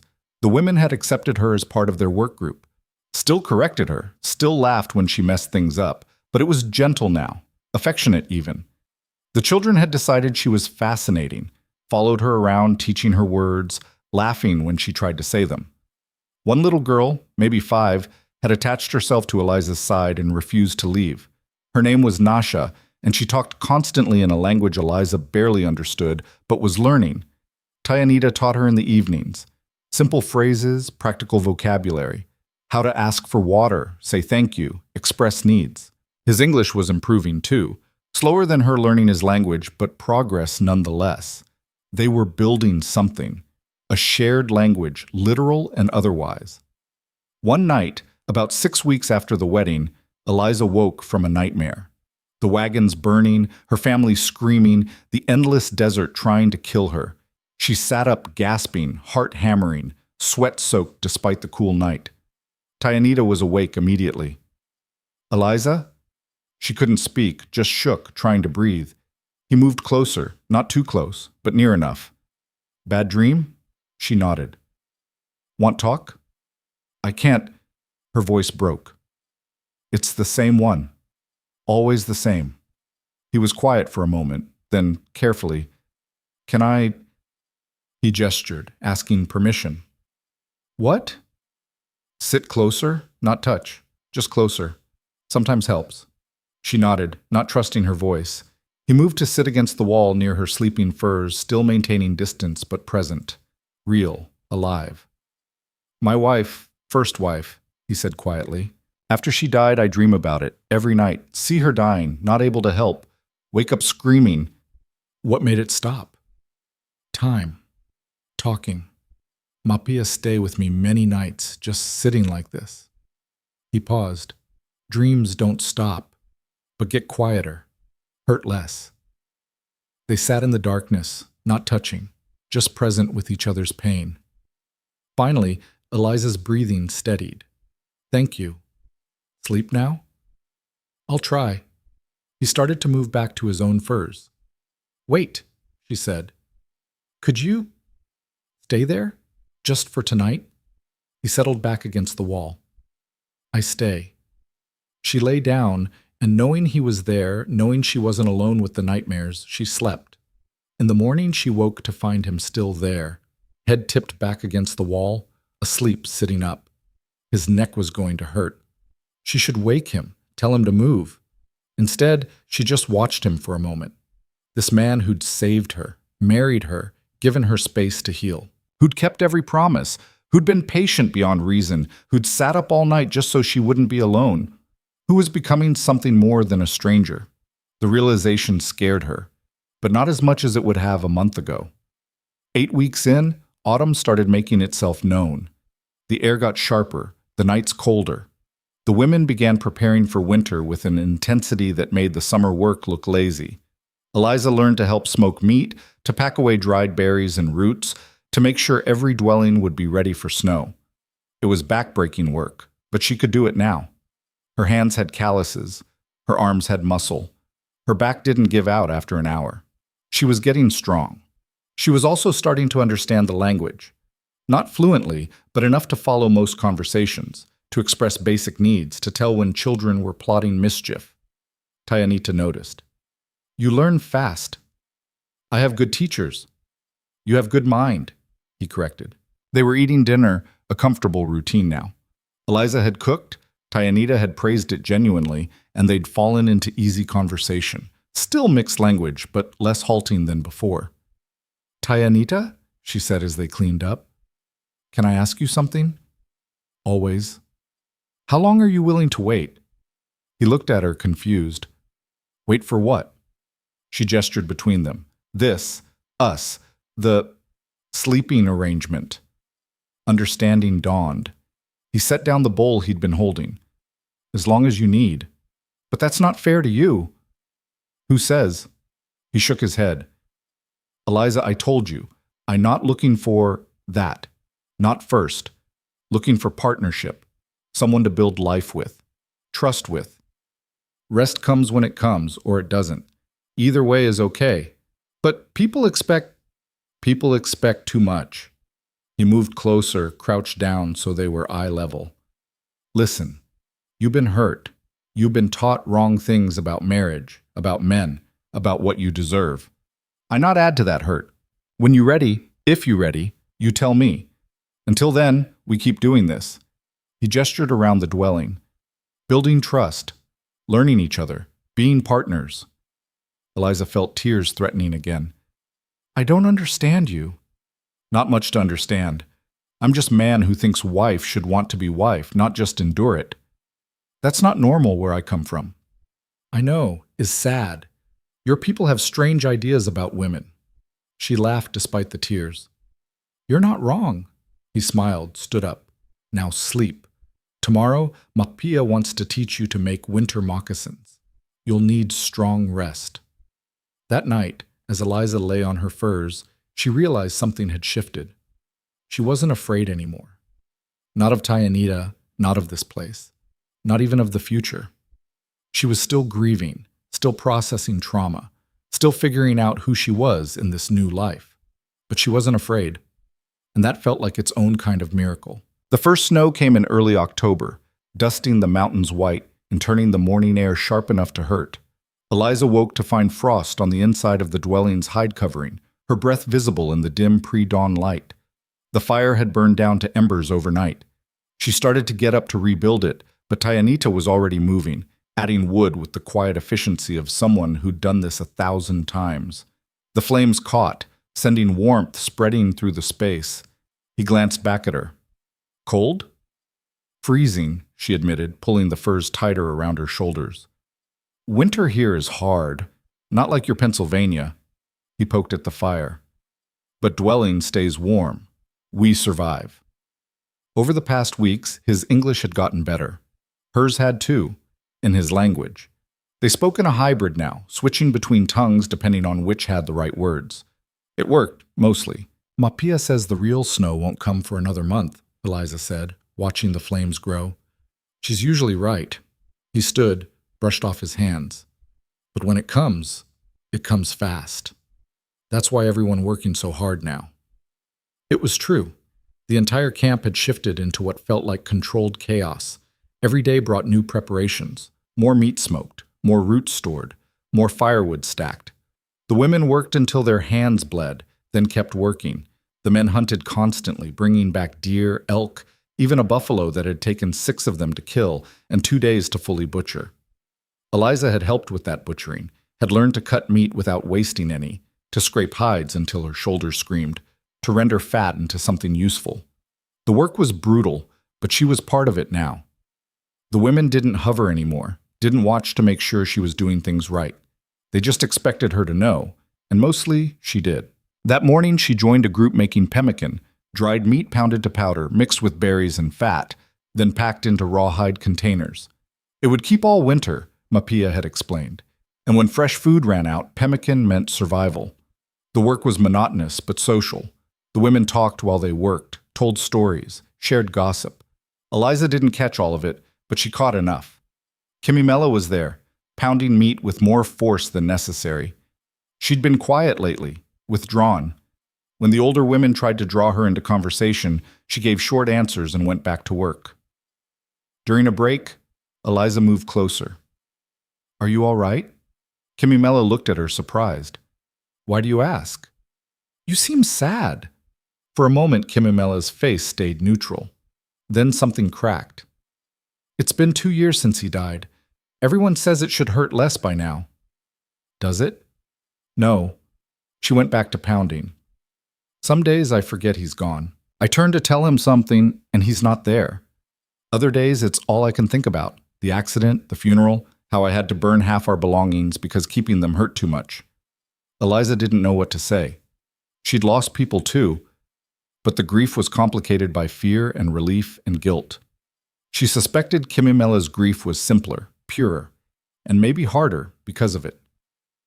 "Tayanita told me it gets quieter," Eliza offered. "Not gone, but quieter." He would know. Kimimela managed a small smile. He was a mess after Helaku died. Mapia thought she'd have to tie him down to keep him from doing something stupid. He wanted to go on a war party, pick fights, get himself killed. What stopped him? Mapia. She told him if he died, Helaku's death would mean nothing, that his grief was selfish if it made him waste the life she'd wanted him to live. She paused. It made him angry, but it also made him think, eventually. They worked in silence for a while. Then Kimimela said, "You're good for him, you know." Eliza nearly dropped the stone she was holding. "What?" "Tayanita, you're good for him. He's different since you came, more present, like he remembered how to be alive instead of just existing. We're not." Eliza struggled for words. "It's not a real marriage. Not like what you had." Kimimela tilted her head. "Who says? Marriage looks different for everyone. What matters is whether it works for the people in it." Before Eliza could respond, Nasha appeared, tugging on her sleeve. The little girl had been Eliza's shadow for weeks now, following her everywhere, chattering constantly in a mix of languages. "Eliza, come see." She pulled harder, insistent. Eliza let herself be dragged away, glancing back at Kimimela, who was smiling now, the first real smile Eliza had seen from her in days. Nasha led her to where some children had built a small structure out of sticks and grass, chattering excitedly about something Eliza couldn't quite follow. She nodded along, praised their work, let Nasha explain the whole thing twice. When she finally made it back to the work area, Mapia gave her a knowing look but said nothing. That evening, Eliza told Tayanita about the conversation while they prepared dinner together. It had become their routine, cooking together, talking about their days, existing in the same space with an ease that had crept up on them both. "Kimimela thinks I'm good for you," she said, cutting up roots with the knife he'd made for her. Not bought, made. He'd shown her the process, explained how to choose the right stone, how to nap it into a blade. He looked up from the pot he was stirring. "She's right." "How can you say that? We barely know each other." "We know enough." He tasted the stew, added something from a pouch. "We know we work well together, that we don't make each other worse. That's more than many married people can say." Eliza thought about her parents, about how her father had made her mother worse, beaten her down until she was a ghost, about how her mother had made him worse too, in her way, by never standing up, never fighting back, until his cruelty became casual. "You're right," she said quietly. They ate dinner sitting close to the fire, shoulders almost touching. Eliza had stopped sitting across from him weeks ago. It felt stupid to maintain that much distance when they shared a dwelling, shared work, shared a life. "The council wants to move camp in 2 weeks, Tayanita said, breaking the comfortable silence. "Move? Why?" "Winter camp, lower valley, more protected, better hunting nearby." He soaked a piece of corn cake in his stew. "Whole tribe moves. Takes 3 days, maybe 4. "Have you done this before?" "Every year since I was born." He smiled slightly. "You'll hate it. Everyone does the first time, but then we arrive and you'll see why we do it. What do I need to do? Help pack. We take everything, dwellings, food stores, tools, everything. Women usually organize it. Mapia will tell you. The next 2 weeks were a controlled hurricane. Mapia appeared each morning with lists, actual lists kept in her head and delivered with the precision of a military commander. Pack this, secure that, make sure those are wrapped properly. Eliza learned to dismantle a dwelling, to pack belongings in ways that protected them during transport, to prepare for a journey where everything you owned had to fit on travois and pack animals. The night before they left, Tayanita came home late from a council meeting looking troubled. "What's wrong?" Eliza asked. He sat down heavily. Scouts saw soldiers. 2 days east? Maybe 50 men, building something. A fort? Probably, or a road. Either way, it's bad. He rubbed his face. Council is divided. Some want to confront them, make them leave. Others say we should move camp and avoid conflict. What do you think? He looked at her surprised. You want to know? Of course I do. This affects me too. He considered that. I think confronting them leads to war. War leads to death. We're not strong enough to fight the number of soldiers they can send, but I also think doing nothing means watching them take everything piece by piece until we have nowhere left to go. That's not really an answer. I know. He sighed. That's why council argued for 3 hours and decided nothing. Eliza moved to sit beside him. For what it's worth, I think you're right. Both things are true. Sometimes there aren't good choices, just less bad ones. He looked at her, something shifting in his expression. When did you get so wise? I'm not wise. I just spent my whole life watching people make terrible choices and justify them. You at least admit when something has no good answer. They sat in silence, shoulders touching, watching the fire burn down. Finally, Tayanita said, I'm glad you're here. Me too, Eliza realized, and meant it. The move started at dawn. The entire camp transformed into organized chaos, dwellings coming down, belongings loaded onto travois, children rounded up and assigned to adults who'd make sure they didn't wander off. Eliza helped Mapia pack their dwelling, learning the system. Heavy items on the bottom, fragile things wrapped in hides, everything balanced so the travois wouldn't tip. It was like a puzzle, and Mapia had done it so many times she could do it blind. By mid-morning, the camp that had stood for months was gone, replaced by empty fire pits and packed earth. It felt strange, seeing it dismantled, like erasing a life. They traveled in a long column, elders and children on horses, everyone else walking alongside the loaded travois, dogs running everywhere, the whole mass moving with surprising efficiency. Tayanita walked near the front with the other warriors, scouting ahead, making sure the route was safe. Eliza walked with the women, helping when a travois got stuck or a load shifted. Nasha rode past on a pony, looking proud of herself. She waved at Eliza, who waved back. She's claimed you, one of the women said. Huyana, who'd been teaching Eliza beadwork. That child doesn't attach to people easily, but she's decided you're hers. Where are her parents? Mother died in childbirth. Father was killed 2 summers ago, raiding party. Mapia has been raising her, but Mapia's getting old. I think she hopes you'll help. Eliza watched the little girl ride ahead, fierce and tiny, and already bearing losses that would have broken some adults. I can do that. They camped that night in a valley Eliza didn't recognize, though the others seemed to know it well. The women set up temporary shelters with practiced ease, built fires, prepared food. It was like watching a well-rehearsed performance. Eliza helped where she could, taking direction from Mapia, trying not to slow anyone down. By the time they ate dinner, she was exhausted. Tayanita found her sitting by the fire, nearly asleep where she sat. Tired? Understatement, he smiled. Tomorrow is worse. Longer walk, rougher ground. But we'll stop early, by the river. You can wash. The promise of washing made the next day's misery worth it. They walked for what felt like 12 hours, following a path that wound through increasingly rocky terrain.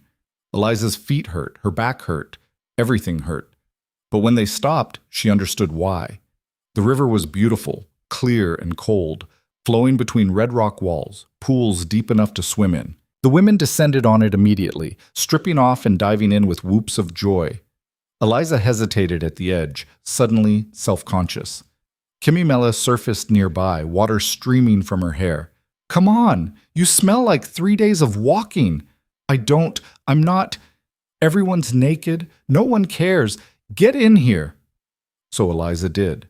Stripped down and waded in, gasping at the cold, then ducking under and letting the water wash away sweat and dust and exhaustion.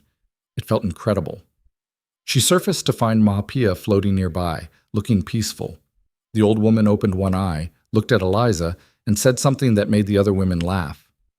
"What did she say?" Eliza asked Kimimela. "She said, 'You're finally starting to look like you belong here instead of like a scared rabbit.'" Eliza dunked Kimimela in response, which started a water fight that ended with everyone laughing and the men on shore shaking their heads at the noise. That night, in the temporary shelter she shared with Tayanita, Eliza felt something settle in her chest, a sense of rightness, of being where she was supposed to be. "Today was good," she said into the darkness. "Even with the walking?" Tayanita asked, amused. "Even with that." They reached winter camp on the 4th day. Eliza saw it from a ridge above, a wide valley with a river running through it, surrounded by hills that would block the worst of the winter wind, dotted with trees that would provide firewood all season. "It's beautiful," she said. "Wait until you see it in snow," Tayanita replied. "Then it's perfect." Setting up camp took 2 more days. Dwellings had to be positioned just right, communal areas established, food stores secured. Eliza worked until her hands were raw, then kept working. When their dwelling was finally up, she stood inside and felt something close to pride. She'd helped build this, helped create this space that would keep them alive through winter. That night, sitting by their fire, Tayanita said, "You did good work today." "I'm learning." "More than learning. You're becoming part of this place." He paused. "Part of this life." Eliza looked at him across the flames. He'd become familiar over these months, the way he moved, the cadence of his speech, the small gestures that meant he was tired or worried or content. She knew him now in ways she'd never known her own father. "Can I ask you something?" she said. "Always." "Do you ever regret this? The marriage, I mean? Taking on someone who didn't know anything, who needed so much teaching?" He frowned. "No. Why would I?" "Because I'm work. Constant work. You could have married someone from the tribe, someone who already knew everything, who could pull her weight from day one." "You pull your weight now," he pointed out. "But in the beginning, you were surviving, learning, growing stronger." He leaned forward. "Eliza, I didn't want someone who already knew everything. I wanted someone who was willing to learn, who tried even when things were hard, who didn't give up." He paused. "You could have given up 100 times. You didn't. That's worth more than skills." She felt her throat tighten. "I wanted to give up so many times. But you didn't. That's what matters." They sat in silence, the fire crackling between them. Then Tayanita said, "Can I ask you something now?" "Yes." "Are you happy here?" The question surprised her. She thought about it, really thought. "I don't know if happy is the right word, but I'm content. I feel like I'm building something, like I have purpose, like I matter." She looked at him. "Is that close enough to happy?" "I think so," he said quietly. "I think that's exactly right." Winter arrived 3 weeks later with a vengeance. Snow fell for 2 days straight, piling up until the dwellings were half buried and the whole world turned white and quiet. Eliza had never seen snow like this. In Pennsylvania, they got snow, but nothing like the walls of white that now surrounded them. It was beautiful and terrifying in equal measure. Being confined to the dwelling should have been awful. Months ago, it would have been trapped in close quarters with a man she barely knew. No escape, no privacy. But now it was different. They'd developed rhythms, found ways to share space without crowding each other. He worked on weapons and tools while she sewed or beaded. They told stories, taught each other language, played games with stones and sticks that Tayanita had learned as a child. Sometimes they just sat in comfortable silence, each doing their own work, content in each other's presence.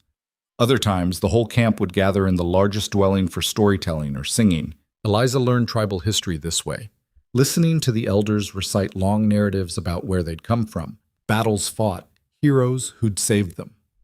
One night, during a storm that howled outside like a living thing, the storyteller told a tale about a woman who'd married someone from an enemy tribe, who'd bridged two worlds and brought peace. Eliza felt everyone's eyes drift to her during that story. She pretended not to notice, but Tayanita squeezed her hand under the blanket they shared for warmth. After, walking back to their dwelling through snow that came up to her knees, she said, "Do they really see me like that? Like that woman in the story?" "Some do," he admitted. "Others just see a white woman who got lucky. But those who matter, Mapia, Kimimela, the women who work with you, they see someone who chose this life and made it work. I didn't really choose it. I just didn't have better options. At first, maybe, but you've chosen it every day since. That counts." The deep winter months blurred together. Endless snow, short days, long nights. Eliza learned to work by firelight, to make the food stores last, to find beauty in the stark landscape. She also learned what it meant to live in such close quarters with someone. Tayanita's habits, his moods, the way he got quiet when he was worried and talkative when he was content. The way he always checked the smoke hole before bed, always made sure she had enough blankets, always asked if she was warm enough even though she'd told him 100 times she was fine. Small kindnesses that added up to something bigger. One night, in what she thought might be January, she'd lost track of dates, Eliza woke from another nightmare. The wagons again, always the wagons. But this time when she gasped awake, Tayanita was already there, close enough to touch but not touching. "Same dream?" he asked quietly. She nodded, shaking. "Want to talk about it?" "Not really. She struggled for words. "I just need to know I'm here, that it's real." Without a word, he took her hand. His palm was warm, calloused, solid, real. They sat like that for a long time, hands linked, not speaking. Eventually, her breathing settled. "Thank you," she whispered. He squeezed her hand gently, then let go, started to move back to his sleeping furs. "Tayanita?" He paused. "Could you stay closer? Not like that, just close. I don't want to be alone right now." He studied her face in the dim firelight. Whatever he saw there made him nod. He settled onto his furs but positioned himself within arm's reach. Eliza lay down, and having him near, close enough to touch if she needed to, made the darkness less frightening. She slept without dreaming. In the morning, she woke to find he'd stayed there all night, even though it meant sleeping cramped and probably cold. Something in her chest twisted at that small sacrifice.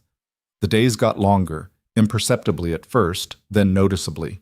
The snow started melting, turning the camp into a muddy mess.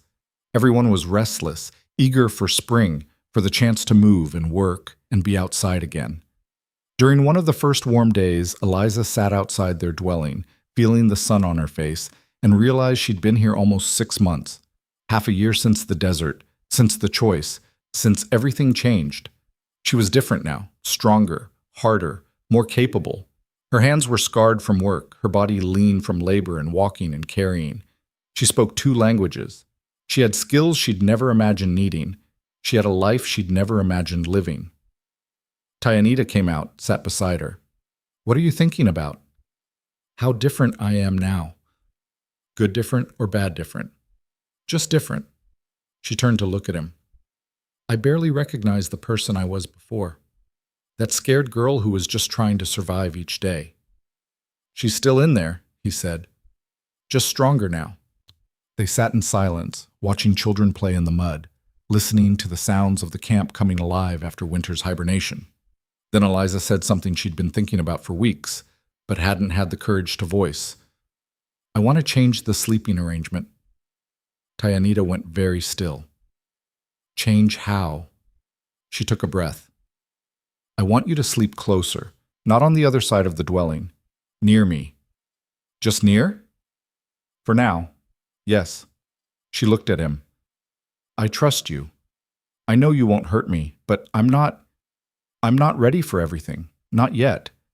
I just don't want to sleep so far away anymore. Is that okay?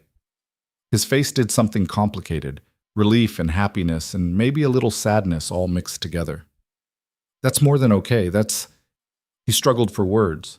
That means everything. That night he moved his furs to sleep near hers, not touching, but close. Close enough that she could hear him breathing, could reach out and touch his shoulder if she needed to. It felt right, like a step forward, small but significant. Over the next weeks, they adjusted to the new arrangement. Sometimes Eliza would wake in the night and find his hand had found hers in sleep. Sometimes she'd wake already holding his hand and couldn't remember when she'd reached for him. Neither of them mentioned it. It just became part of their pattern. Spring came fully in late March, bringing mud and new growth and a restlessness that affected everyone. The camp prepared for the move back to summer grounds, and Eliza found herself actually looking forward to the journey this time. The night before they left, Mapia came to their dwelling with Nasha in tow. The little girl had grown over winter, gotten taller and more talkative, if that was possible. Mapia spoke at length. Kimimela, who'd come along to translate, said, "She wants to know if you and Tayanita would consider taking Nasha. Not officially adopting, but having her live with you, helping raise her. Mapia's getting old, and she thinks Nasha needs younger guardians." Eliza looked at Tayanita, who looked back at her. They'd never discussed children, never talked about that kind of future. "What do you think?" he asked. "Do I get a vote?" Nasha interrupted in her mix of languages. "Because I want to live with Eliza. She tells better stories than grandmother." Mapia swatted her gently, but she was smiling. Eliza felt something crack open in her chest. This child, this fierce little girl who'd lost everyone and kept going anyway, wanted her. Wanted them. "Yes," she said. "Yes, she can stay with us." Nasha whooped and launched herself at Eliza, nearly knocking her over. Tayanita caught them both, laughing. Mapia nodded approval, said something else. "She says you two are finally becoming a real family," Kimimela translated. "She says it's about time." That night, with Nasha asleep between them, Eliza lay awake thinking about what Mapia had said. A real family. The words felt strange, foreign. She'd had a family once, and it had been miserable. But this? This felt different. Built on choice rather than obligation, on mutual respect rather than ownership. "Are you awake?" Tayanita whispered. "Yes." "Are you scared? About Nasha?" "Terrified," she admitted. "I have no idea how to raise a child." "Neither do I. We'll figure it out together." That seems to be our approach to everything. She felt rather than saw his smile. It's worked so far. And it had. Somehow, impossibly, it had. Nasha made everything both easier and infinitely more complicated. The child had opinions about everything, where her sleeping furs should go, what they should eat for breakfast, why Eliza's beadwork was inferior to Mapia's, and whether Tayanita was being too strict when he said she couldn't take the good hunting knife to play with. "I won't lose it," she insisted one morning, hands on her hips, looking so much like a tiny warrior that Eliza had to hide her smile. "That's what you said about the awl," Tayanita replied calmly, "which is now somewhere at the bottom of the river." "That was different. The awl was boring. The knife is sharp. When you're older. I'm plenty old. I'm 6. 7, Eliza corrected, having finally learned Nasha's actual age during a conversation with Mahpia. 7 is basically grown, Nasha declared. Tayanita caught Eliza's eye, and they both fought not to laugh. "When you can beat me at stick fighting," he told Nasha, "then we'll talk about the knife." Nasha considered this, clearly calculating her odds. "Fine, but I want you to teach me stick fighting." "Deal." The child ran off, already planning her training regimen, leaving Eliza and Tayanita alone in the dwelling. "You're good with her," Eliza said, going back to the moccasin she was repairing. "I have no idea what I'm doing." "Neither do I, but we're apparently doing it anyway." She paused. "Do you ever think about having your own? Children, I mean? Not just raising someone else's?" The question hung in the air between them. They'd been married almost 8 months now, sleeping close for the past 2, but still maintaining the careful boundaries they'd established that first night. Tayanita was quiet for a long moment. "I used to.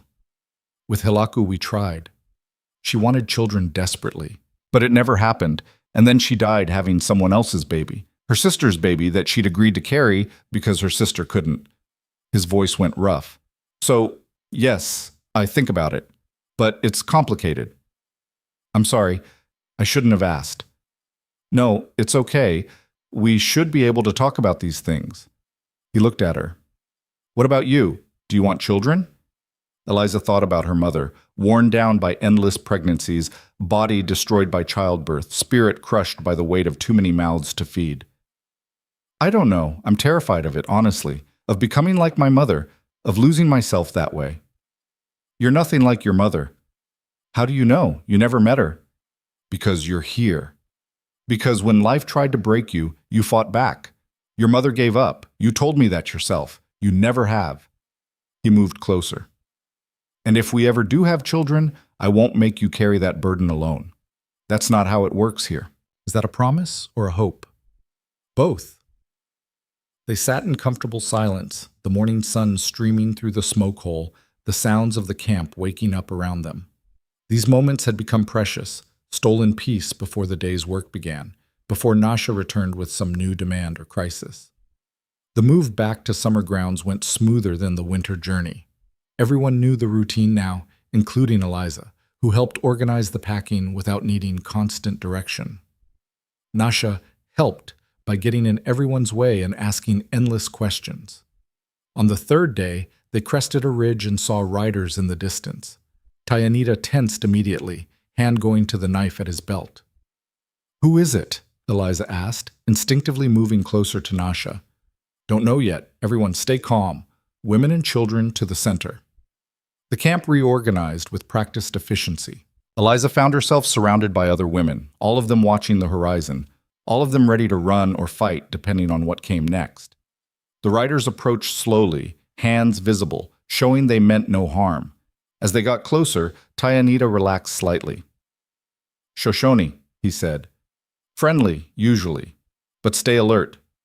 The riders were a delegation, 5 men and 2 women, led by an older warrior who greeted Tayanita with the careful respect of one leader to another. They spoke for a long time in a language Eliza didn't recognize, though she caught Tayanita switching between different tongues to make himself understood. Finally, the Shoshone delegation was invited to share food. They dismounted, and the whole camp settled into the wary hospitality of people who might be friends or might be enemies depending on how the conversation went. One of the Shoshone women approached the group where Eliza sat with Nasha and the others. She was young, maybe 20, with curious eyes that fixed on Eliza immediately. She said something. Kimimela, sitting nearby, translated, She wants to know if you're a captive. Tell her no, Eliza said. I'm married, by choice. Kimimela translated. The Shoshone woman's eyebrows rose. She asked another question. She asks if you're treated well. Yes, very well. The woman studied Eliza's face like she was trying to detect a lie. Then she spoke at length, her tone becoming heated. She says she was taken by white soldiers 2 years ago, Kimimela translated quietly. Kept at a fort for 6 months. The things they did, she paused. She says when she finally escaped and made it home, her own people almost didn't take her back. Said she was ruined. She wants to know how you, a white woman, get to choose when she didn't. Eliza felt the weight of that question, the unfairness of it. Tell her I'm sorry, that what happened to her was evil, that I don't have a good answer for why the world works this way. Kimimela translated. The Shoshone woman listened, then nodded once, said something else, softer. She says she's glad at least one of us got lucky. She hopes you deserve it.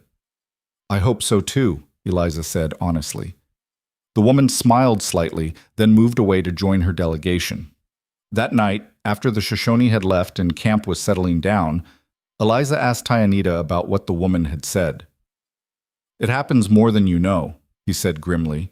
Women taken, used, sometimes returned broken, sometimes just gone. Men too, but differently. It's one of the many ways your people wage war. They're not my people anymore. He looked at her. Aren't they? You're white. That doesn't change. I know, but she struggled for words. I don't belong there anymore. I belong here. With you, with Nasha, with the tribe. This is my home now. You say that, but what happens when we encounter white settlers? When we have to fight them? Will you still feel that way when they look like you, speak like you, pray like you? The question was harsh but fair. I don't know, she admitted. I guess we'll find out. They reached summer grounds a week later and the work began again. But this time, Eliza knew what she was doing. She didn't need Mapia hovering, didn't need constant instruction. She could set up their dwelling, organize supplies, fall into the rhythm of camp life without thinking about it. It felt good, being competent, being useful. Nasha thrived in the summer camp. She ran wild with the other children, learning to fish in the river, to track small animals, to climb trees and start fires, and all the skills she'd need to survive. One evening, she came back covered in mud, grinning ear to ear. I caught 3 fish by myself. That's wonderful, Eliza said, examining the fish. They were tiny, barely worth cleaning, but Nasha looked so proud that Eliza added, We'll cook them for dinner. Really? Really? You caught them? We'll eat them. Tayanita helped Nasha clean the fish, teaching her the proper way to gut and scale them. Eliza watched them work together, saw the easy affection between them, and felt something warm settle in her chest. This was family, different from what she'd known, but real. That night, eating Nasha's tiny fish and pretending they were delicious, Eliza caught Tayanita's eye and saw the same warmth reflected back. Summer brought other challenges. The crops they'd planted in spring needed constant tending. The meat stores needed replenishing. And the tension with white settlers continued to build. More soldiers were seen. More reports came of families being forced off their land, of hunting grounds being fenced, of rivers being diverted for mining operations. The council met almost weekly, arguments getting louder each time. Some warriors wanted to fight, to push back, to make the settlers understand this land wasn't free for the taking. Others, mostly elders, counseled patience. War with the whites had only one ending, they argued, and it wasn't victory. Tayanita came home from these meetings looking exhausted and angry. They want me to lead a war party, he told Eliza one night after Nasha had fallen asleep. What did you say? That I'd think about it. He stared into the fire. Part of me wants to fight, wants to show them we're not just going to disappear quietly, but the other part knows it's suicide. We'd win a battle, maybe 2. Then they'd send more soldiers, and more, until we were all dead or imprisoned. So what do you do? I don't know. Keep trying to find a third option that probably doesn't exist. Eliza moved to sit beside him, their shoulders touching. You'll figure it out, you always do. I'm not that smart. You're smart enough. She paused. And you're not alone. You have the council, Mapia, the other warriors. You don't have to solve this by yourself. He turned to look at her. When did you become the wise one? I'm not wise. I'm just married to someone who forgets he doesn't have to carry everything alone. His hand found hers, fingers interlacing. They'd been doing this more often. Small touches, casual affection, the kind of intimacy that built slowly rather than exploding all at once. Thank you, he said quietly. For what? For being here. For staying. For becoming someone I can talk to about these things. Where else would I go? She squeezed his hand. This is home. In midsummer, traders came through camp. They brought goods from distant tribes, shells from the ocean, obsidian from the western mountains, copper from the north. They also brought news.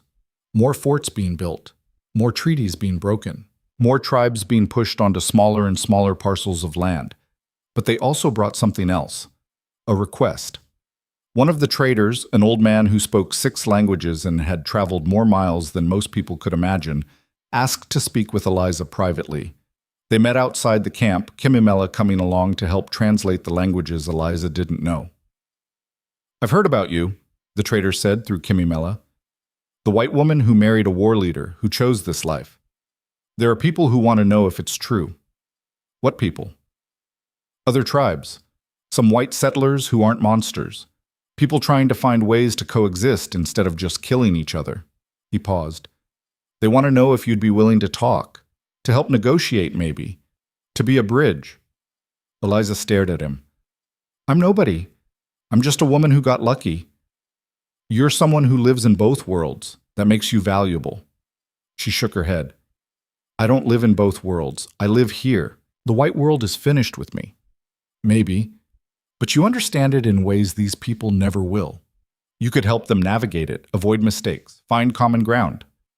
And if I say no? He shrugged. Then you say no. I'm just delivering the message. Eliza told Tyanita that night, expecting him to dismiss it immediately. Instead, he went quiet, thinking. What? She asked. It's not a terrible idea. You can't be serious. Think about it. The council is stuck. We can't fight, can't run, can't negotiate because we don't understand how white people think, what they value, what might actually work. He looked at her. But you do. I don't. I understand regular people, not soldiers or government officials, or that's more than we have now. He took her hands. I'm not saying you have to do this. It's dangerous, it's hard, and it might not work. But if you wanted to try, I'd support you. Eliza thought about it. About the Shoshone woman who'd asked if she was treated well. About Nasha, who deserved to grow up in a world where she wasn't constantly fighting for survival. About all the women and children who'd be casualties in a war nobody could win. I'll think about it, she finally said. She thought about it for days, turning it over in her mind. Finally, she went to Mapia. The old woman listened to the whole story, then asked a single question. What does your heart tell you? That I'm scared. Fear is wise. But what else? That maybe I could help, or maybe I'd make everything worse, I don't know. Mapia studied her. You came here broken, ready to die. Now you're strong, ready to live. That didn't happen by accident. That happened because you chose to try, even when you were scared. Maybe this is the same. What if I fail?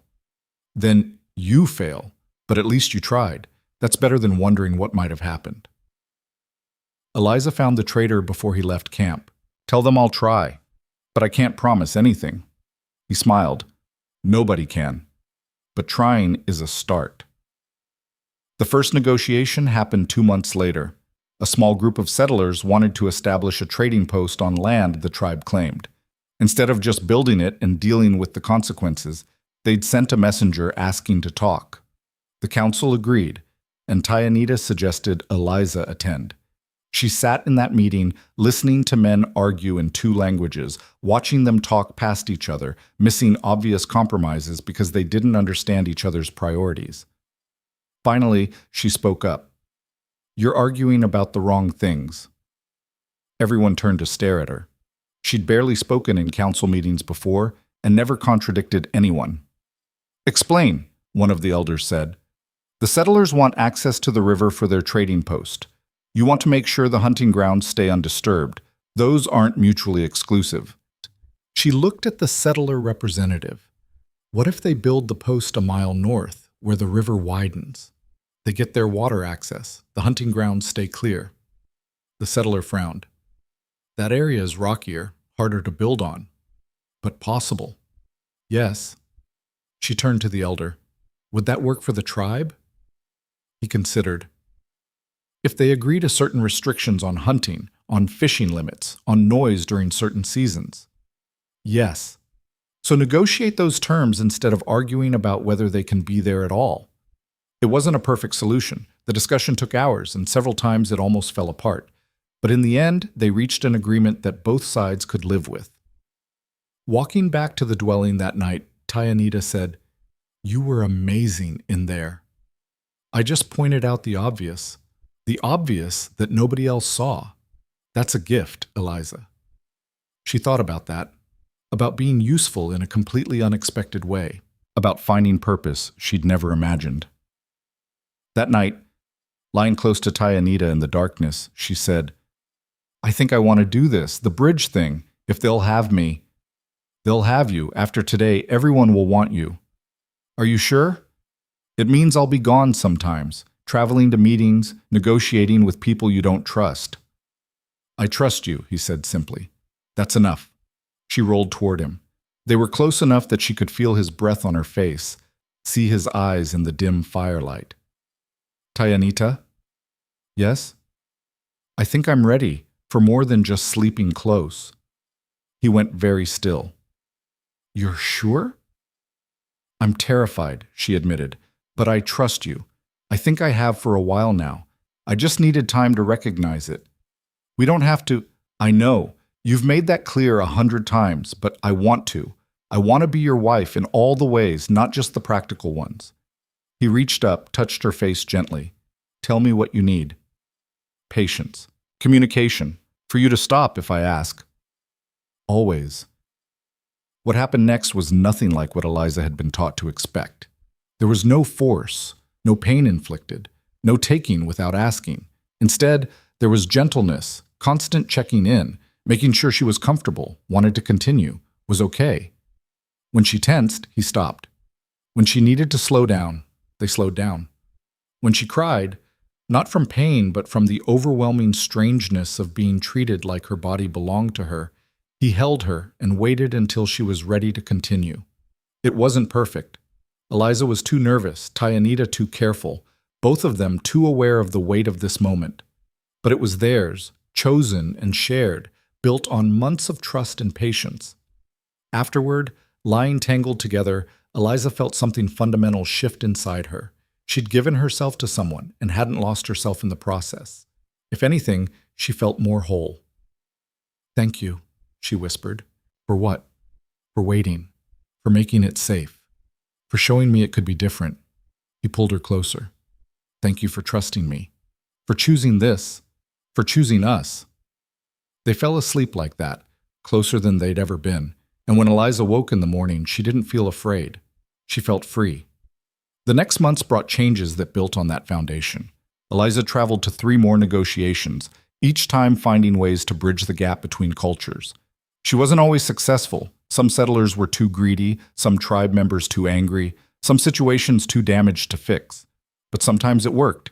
Sometimes she found the compromise that let both sides walk away feeling heard. At home, her relationship with Tayanita deepened. They were partners now in every sense, working together, raising Nasha together, sharing a bed, and a life that felt increasingly solid. Nasha noticed the change. You smile more now, she told Eliza one day while they were gathering berries. Do I? Yes, you and Father both. You used to look sad, even when you were doing happy things. Now you look actually happy. Eliza hugged her. That's because I'm happy. Good, I like you better happy. That fall, during the preparation for winter, Eliza realized her monthly bleeding was late. Then very late. Then absent entirely, accompanied by morning sickness that made her curse existence. She told Ma Pia first, who examined her and confirmed what Eliza already suspected. You're pregnant, the old woman said, looking pleased. Finally. Finally. We've only been… Eliza stopped, realized she was about to share details Ma Pia didn't need. Never mind. About 4 months along, I'd say. You'll start showing soon. Eliza put a hand on her still flat stomach, trying to feel something, anything. There was a life growing inside her, a child. Terror and wonder fought for dominance. She told Tayanita that evening, watching his face carefully for his reaction. His expression went through several emotions, shock, joy, fear, then settling on something that looked like determined happiness. Are you okay? I don't know. Ask me again in 6 months. He laughed, then pulled her into a hug. We're going to be parents. Actual parents. We're already parents.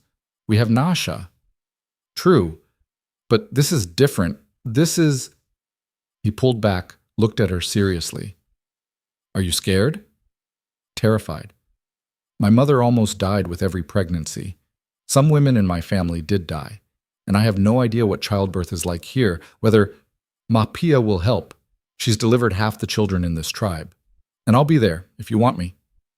Men can be there? Of course. Why wouldn't they be? Eliza thought about her father, who'd never attended any of her mother's births, who'd considered it women's work, and beneath his concern. Just different customs. They told Nasha together. The child's reaction was immediate and enthusiastic. A baby! Can I name it? I want to name it. Can I teach it things? Will it be a boy or a girl? How long until it gets here? Can I… Breathe, Tayanita said, laughing. 1 question at a time. When does it come? Spring, Eliza said. Maybe early spring. That's forever. It'll go faster than you think. The pregnancy progressed normally, though Eliza found the whole experience deeply strange. Her body was changing in ways she couldn't control, doing things she didn't understand. Ma Pia assured her it was all normal, but normal didn't make it less weird. Winter came again, and this time Eliza was confined not just by snow, but by the later stages of pregnancy. She grew huge, uncomfortable, cranky. Tayanita bore her mood swings with patience, and Nasha helpfully informed everyone that Eliza was growing a person, and that's hard work. In early March, the contractions started. Mapia appeared immediately, bringing other women with her. They took over the dwelling, sent Tayanita and Nasha away despite their protests, and settled in for what Mapia said could be hours or could be days. It was hours. Long, painful, exhausting hours where Eliza understood viscerally why her mother had always looked so broken. This was brutal. This was violence committed by your own body. But the women around her didn't treat it like punishment. They coached her through contractions, gave her things to drink that helped with the pain, held her hand when she screamed, and told her she was doing well even when she was certain she was dying. And when Mapia finally said, "One more push," and Eliza gathered every bit of strength she had left, the result was a tiny, red, angry baby that screamed at the unfairness of being born. "A girl," Mapia announced, cleaning the baby and wrapping her in soft fur. "Healthy, strong lungs." She placed the baby on Eliza's chest. Eliza looked down at this tiny person she'd created, the stranger who was somehow part of her, and felt something crack open that she didn't know had been sealed. "Hello," she whispered. "I'm your mother. I have no idea what I'm doing, but I promise I'll try." The baby stopped screaming, opened dark eyes, and looked at her like she was trying to figure out the same thing. Tayanita was allowed back in after the baby was cleaned and settled. He approached slowly, looking at Eliza first to make sure she was okay, then at the baby with something like awe. "She's perfect," he said. "She's wrinkled and weird-looking," Eliza corrected, "but she's ours." He sat beside them, touching the baby's tiny hand with one finger. "What should we name her?" They'd discussed names but hadn't decided. Now, looking at this little person, Eliza said, "Maka. It means earth, right?" Tayanita smiled. "Yes, because she's grounded like you?" "Because she's our foundation, the thing that makes this real." "Maka," he repeated, testing it.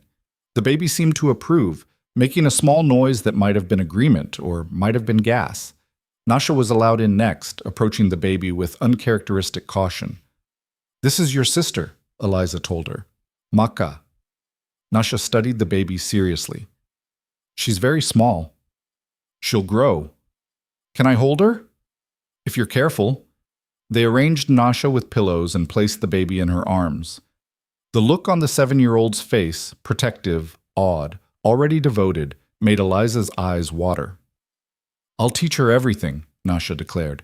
"How to track, how to fish, how to climb trees. Maybe wait until she can walk first," Tayanita suggested. That night, with the baby sleeping between them and Nasha curled up nearby, Eliza lay awake thinking about how far she'd come. From that dying girl in the desert to this, a mother, a wife, a bridge between worlds, a woman who'd built a life from nothing. "You okay?" Tayanita whispered.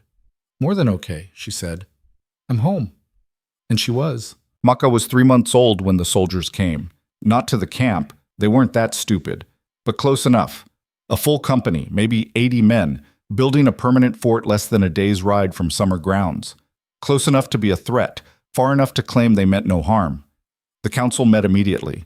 Eliza sat in the back with Maka strapped to her chest, listening to the arguments she'd heard a dozen times before. Some wanted to attack while the fort was still under construction. Others wanted to move camp entirely, find new territory. A few suggested trying to negotiate. Tayanita stood when the shouting got too loud. "We've been over this. Fighting brings more soldiers. Running means giving up land our ancestors died protecting. But maybe—" He looked at Eliza. "Maybe there's another option." Everyone turned to stare at her. She shifted Maka, who was starting to fuss, and stood up carefully. I could try talking to them, she said in the tribal language she now spoke fluently. Find out what they actually want, what they're willing to compromise on. They want everything, one of the warriors spat. They always do. Maybe. But sometimes the soldiers don't get to decide. Sometimes there are people above them who might listen to reason. She paused. It's worth trying before we start a war we can't win. The debate raged for another hour. Finally, the elders agreed. Eliza could approach the fort under a white flag, attempt a negotiation. But if it failed, if she was captured or killed, the tribe would respond with force. No pressure, she muttered to Tayanita that night while feeding Maka. You don't have to do this. We can find another way. What other way? We're out of options. She looked down at their daughter, who was nursing with single-minded determination. I don't want her growing up in a war zone. Or worse, growing up without a home because we had to keep running. I don't want you walking into a fort full of soldiers who might not care about white flags. I'll take Kimimela, and maybe some of the warriors, just close enough to see but not close enough to provoke. She met his eyes. I'll be careful. I promise. He pulled her close, careful not to squish the baby. You better be. I didn't wait this long for a real marriage just to lose you to some trigger-happy soldier. 3 days later, Eliza rode toward the fort with Kimimela at her side and 5 warriors following at a distance. She dressed carefully. White woman's clothing she'd kept from the wagon train, hair done in a style her mother would recognize, everything calculated to remind the soldiers she was one of them, or had been. The fort was still under construction, raw lumber and canvas everywhere, men working in the morning heat. A sentry spotted them immediately and raised his rifle. Eliza raised the white cloth tied to a stick. I'm here to talk to your commanding officer. The sentry looked confused, probably because she was obviously white, but riding with an Indian woman. He called for backup. A lieutenant appeared, young and nervous. Ma'am, you need to come with me. Now. It's not safe out here. I'm perfectly safe. I need to speak with whoever's in charge. Ma'am, please, there are hostiles in the area, but I know, I'm married to one. She smiled at his expression. The white flag means I'm here to negotiate. Are you going to let me, or do I need to tell your commander you refuse diplomatic contact? That got her inside, though the lieutenant kept looking at her like she might be insane. They wound through the partially constructed fort to a tent where a colonel was reviewing maps. He looked up when they entered, took in Eliza's appearance, and frowned. Who are you? Eliza Hartwell. I'm here representing the tribe whose land you're currently occupying. His frown deepened. You're white. Observant. I'm also married to their war leader and acting as a bridge between our peoples. Are you interested in avoiding bloodshed, or should I leave now? The colonel studied her for a long moment. Sit down, Mrs. Hartwell. Let's talk. What followed was 3 hours of tense negotiation. The colonel, Harrison, his name was, claimed the fort was being built on federal land legally acquired. Eliza pointed out that the treaties defining that land had never been honored, that the tribe had prior claim, and that attacking them would result in significant casualties on both sides. Are you threatening me? Harrison asked. I'm stating facts. You have 80 men. The tribe can field 200 warriors who know this terrain better than you ever will. You might win, but it'll cost you. She paused. Or you could move the fort 3 miles east, where there's better water access and no competing claims. The tribe gets their hunting grounds, you get your fort, nobody dies. I don't take orders from savages. Good thing you'd be taking them from me then. A white woman, technically. Harrison didn't like it, but he also wasn't stupid. After more back and forth, more threats disguised as concerns, more mapping of boundaries and fishing rights and hunting seasons, they reached a tentative agreement. I'll need to confirm this with my superiors, Harrison said. Could take weeks. I'll check back in 2 weeks. If your answer is yes, we'll formalize the treaty. If it's no, she stood. Well, I hope you've written to your families recently. She left before he could respond, Kimimela following with barely suppressed laughter. You threatened a colonel, Samin, Kimimela said once they were clear of the fort. I stated facts very firmly. He looked like he wanted to shoot you, probably, but he also knows I'm right. That's worth more than being liked. The tribe's reaction was mixed. Some celebrated the potential treaty. Others saw it as capitulation, giving up land they should fight for. The debate continued for days. Then Harrison sent word. His superiors had approved the relocation. The fort would be built 3 miles east with the boundaries and restrictions Eliza had negotiated. It wasn't everything. It wasn't perfect. But it meant the children could grow up without immediate threat of war. That night, the tribe held a feast. Eliza sat with Tayanita, Nasha, and Maka, watching people celebrate a peace she'd helped create. "You did good," Mapia said, appearing beside them with food. "Not many people can talk soldiers into backing down. I just found what they valued more than pride. In this case, not dying." Mapia laughed. "Still, you've become something important to this tribe. A bridge, yes, but also proof that different worlds can merge if people try hard enough." Over the next year, Eliza brokered 3 more agreements. Not all succeeded. Some settlers were too greedy, some situations too far gone. But enough worked that her reputation grew. Both sides started requesting her presence at negotiations, trusting her to find middle ground. It was exhausting, dangerous work. Twice she nearly got shot by settlers who didn't believe in negotiating with Indians. Once, she was accused of being a traitor to her race by a missionary who wanted her to convince the tribe to convert. "I'm not converting anyone to anything," she told him flatly. "I'm here to prevent massacres, not save souls." At home, life developed its own rhythms. Maka grew from infant to toddler, walking early and talking late, more interested in doing things than discussing them. Nasha, now 10, had appointed herself as Maka's primary teacher and protector. "She's going to be a warrior," Nasha declared one day, watching Maka toddle determinedly toward a group of older children. "Look how brave she is." "Or stubborn," Eliza suggested. "Same thing." Tayanita's role as war leader had shifted. With fewer immediate conflicts, he focused more on internal tribal matters, mediating disputes, organizing hunts, planning for the future. He and Eliza made a good team, she handling external negotiations while he managed internal politics. "We're basically running a small nation," he said one evening, watching her nurse Maka while reviewing maps for an upcoming meeting. "A very small, very complicated nation. Still counts." That fall, Mapia got sick. It started as a cough, progressed to a fever, and within a week she was bedridden. The tribe's healer tried everything, but the sickness wouldn't break. Eliza sat with her as much as possible, bringing food Mapia wouldn't eat, water she could barely drink, just being present. One evening, Mapia gripped her hand weakly. "Take care of them. You're not dying. You're too stubborn. Everyone dies eventually, even stubborn old women." She smiled faintly. "I'm glad Tayanita found you. Glad you found us. You've become what this tribe needed." "I didn't do anything special, just tried to survive." Survival is special, especially when you don't just survive for yourself, but help others survive too. She coughed, struggled for breath. "You've built a good life here, a real life. Don't forget that when things get hard. Things are already hard. They'll get harder. Your people won't stop coming. More forts, more settlers, more everything. One day, you might have to choose which world you really belong to." "I've already chosen." "I know, but you'll be tested on it. Just remember, you're not the scared girl in the desert anymore. You're strong now. Act like it." Mapia died 3 days later, peacefully in her sleep.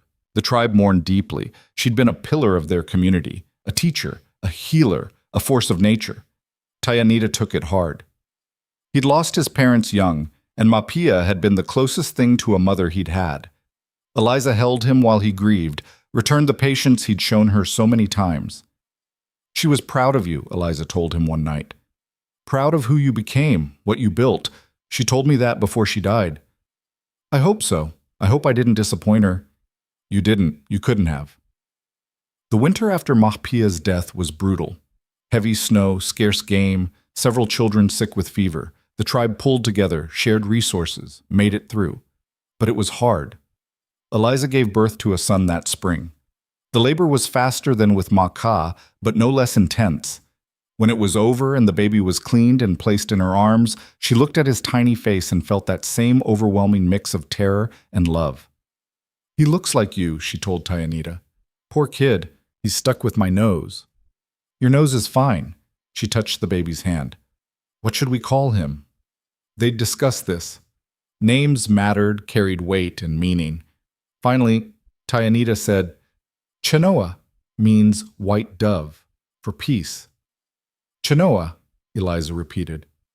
The baby squirmed, seemed to accept it. Peace. That's a lot of pressure for someone 3 hours old. He'll grow into it, like his mother grew into being a bridge. Nasha was 12 now, on the edge of adolescence, and already showing signs of the woman she'd become. She took to being a big sister again with enthusiasm, constantly holding Chenoa, singing to him, explaining the world in a running commentary the baby couldn't possibly understand. Maka, now 3, was less impressed. Babies are boring. He just sleeps and eats. You were a baby once, Eliza reminded her. I was never boring. Tyanita laughed. She's not wrong. You came out ready to fight the world. Their dwelling felt full now. 2 adults, 3 children, the constant chaos of family life. It was loud, messy, exhausting, and Eliza wouldn't have changed it for anything. When Chenoa was 6 months old, Harrison requested a meeting. More settlers wanted to establish farms along the river. The tribe was opposed. Too close to winter camp, too much disruption to hunting grounds. Eliza rode to the fort, this time with Tyanita and 3 other council members. Harrison had learned to negotiate in good faith, and over 2 days they hammered out a compromise. The settlers could farm specific parcels in exchange for leaving other areas untouched and agreeing to harvest limits. This is becoming routine, Harrison observed during a break. You showing up, me trying to keep my men from starting a war, us finding middle ground. Is that a complaint? An observation? 5 years ago, I would have just built where I wanted and dealt with the consequences. Now I wait for you to tell me where I'm allowed to build. He didn't sound bitter, just resigned. Times are changing. They have to, otherwise everyone dies. Not everyone sees it that way. I know, but enough people do. That's what matters.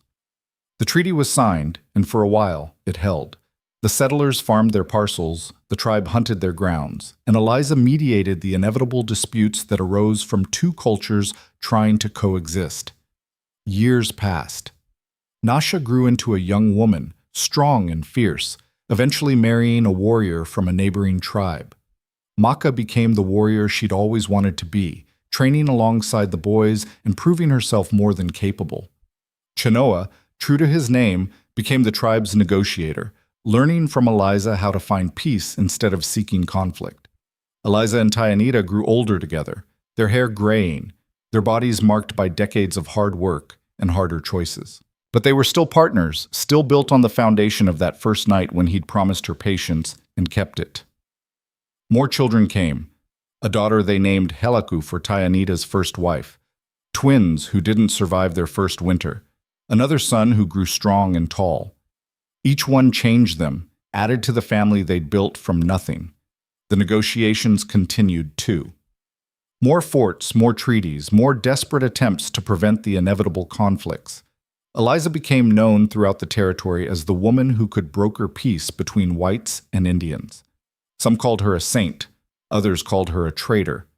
She didn't care about either label, just kept doing the work. One spring, nearly 15 years after that day in the desert, a wagon train passed near their summer grounds. Eliza watched from a distance, remembering her own journey west, the family she'd lost, the girl she'd been. You okay? Tyanita asked, appearing beside her, just thinking about how different my life turned out from what I expected. Better or worse? She looked at him, at the gray threading through his hair, the lines around his eyes, the patient strength that had defined their entire marriage. Looked back at their dwelling where their children were arguing about something trivial. Looked at the camp that had become more home than any place she'd lived before. Better, she said. So much better than I could have imagined. Even with all the hard parts? Especially with the hard parts. They made everything else real. That night, lying beside him in the darkness, she thought about the scared, broken girl who'd agreed to marriage just to survive. About how survival had become living, and living had become building, and building had become this, a life rich with purpose and love and belonging. "Thank you," she whispered. "For what?" Tayanita murmured, half asleep. "For seeing me when I was dying, for giving me water, for offering a choice when I'd never had one before." He pulled her closer. "Thank you for saying yes, for staying, for becoming who you are." They fell asleep like that, the way they had 1,000 times before, two people who'd found each other in the worst possible circumstances and made something beautiful anyway. The years continued to pass, bringing changes Eliza couldn't control. More settlers arrived, more forts were built, more pressure applied to the tribes to relocate, assimilate, disappear. The treaties she'd worked so hard to broker were broken repeatedly by people who didn't care about peace. But she kept trying, kept negotiating, kept finding small victories amid larger defeats. When she was 45, the government sent representatives with an ultimatum. The tribe had to relocate to a reservation 200 miles south. Eliza spent 3 months negotiating better terms, fighting for land that wasn't completely barren, for resources to make the transition survivable. She couldn't stop the relocation, but she made it less catastrophic. The move was brutal. The tribe left behind everything they couldn't carry, including the summer and winter grounds they'd occupied for generations. Many of the elders didn't survive the journey. Children got sick, people died. But they survived. They adapted. They built new lives in a place that wasn't home, but became home because they made it so. Eliza continued her work on the reservation, now advocating for fair treatment, adequate supplies, protection from corrupt agents who stole resources meant for the tribe. It was frustrating, exhausting work, but she couldn't stop. Too many people depended on her. Tayanita's health started failing when he was in his early 50s. Nothing dramatic, just the slow decline of a man who'd lived hard and fought harder. Eliza watched him weaken and felt helpless in ways she hadn't since the desert. "Don't look at me like that," he said one evening when he couldn't hide the pain anymore. "Like what?" "Like I'm already gone. I'm still here. I know, She struggled for words. "I don't know how to do this without you. You've been doing it for years. I'm just the annoying husband who asks questions and occasionally has good ideas. You're more than that. I know, but you're stronger than you think. You always have been." He took her hand. "Promise me something. Anything. Don't stop fighting for them, for our children, for the tribe, for the future, even when it's hard, especially when it's hard." "I promise." He died 3 months later, surrounded by family, having made peace with the life he'd lived. Eliza held his hand as he slipped away, felt the moment he stopped breathing, and something in her chest shattered.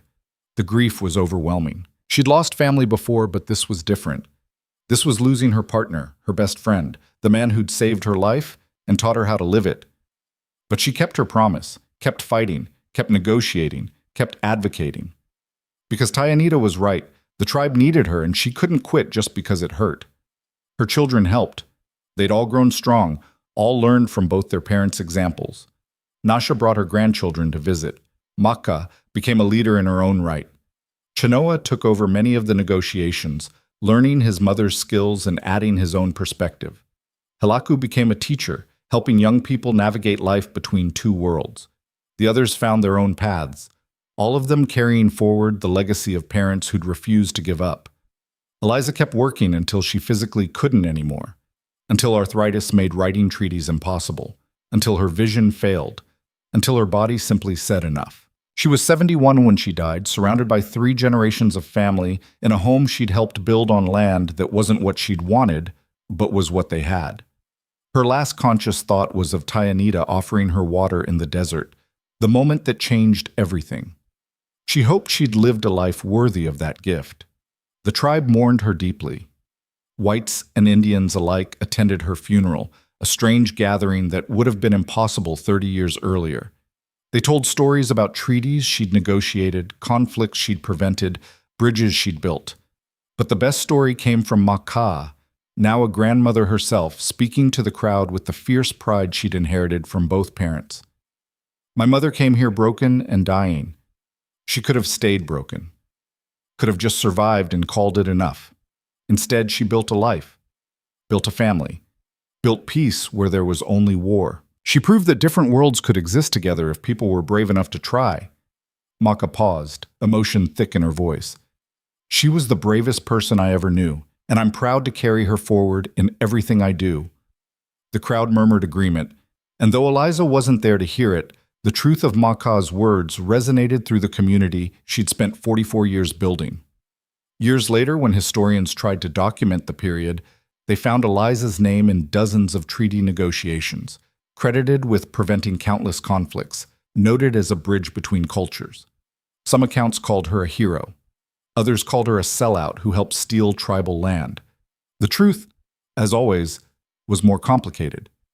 She was a woman who'd made impossible choices in terrible circumstances and tried her best to minimize harm. Sometimes she succeeded, sometimes she failed, but she never stopped trying. And in the end, that mattered more than any simplistic label. Her descendants continued the work, advocating for tribal rights, preserving culture, finding ways to navigate the changing world. They carried her forward not as a saint or a villain, but as a complicated woman who'd done her best in an impossible situation, which was all anyone could really ask. Decades after her death, one of her great-great-grandchildren stood where summer camp used to be, before the relocations and the reservations and all the changes. The land was different now, marked by roads and fences and buildings that hadn't existed in Eliza's time. But if you knew where to look, you could still see traces. The valley where the dwellings had stood, the river where women had laughed and washed, the ridge where Eliza had first seen the camp and thought it beautiful. The descendants stood there and thought about the story they'd been told, about a white woman who'd been left for dead in the desert and chose to live instead, who'd married a man from a culture she didn't understand and built a life that bridged two worlds, who'd fought for peace when everyone else wanted war. It wasn't a perfect story. Eliza hadn't solved everything, hadn't prevented all suffering, hadn't created the lasting peace she'd hoped for. The world had been too broken for one person to fix. But she'd tried. And in trying, she'd created something that lasted beyond her own life, a family that carried both cultures forward, a legacy of bridge building and refusing to give up, proof that survival could become more than just survival if you were willing to work for it. The descendant smiled, touching the earth that Eliza had once walked on, and thought about how much courage it must have taken to say yes to that first offer of water, to accept marriage to a stranger, to keep choosing life and connection and hope even when everything was terrible. And standing there in the place where it all began, they understood what the story was really about. Not romance, not adventure, not even about bridging cultures, though that was part of it. It was about a woman who'd been given a choice in the desert, give up or keep going, and chose to keep going, who kept making that choice every single day until it became a life worth living. That was the real legacy, not the treaties or the negotiations or any external achievement, just the simple, profound decision to survive and build and love despite every reason not to. The descendants stood there a while longer, then turned and walked back toward their car. The sun was setting, painting the valley in gold and red, the same colors that had lit Eliza's first evening in camp 44 years ago. Some stories ended, but the best ones, the ones worth telling, never really stopped. They just changed form, carried forward by people who remembered that survival was just the beginning, and that real life started when you decided what to build with it. Eliza had built a family, had built bridges, had built a life from absolutely nothing, and that, in the end, was everything.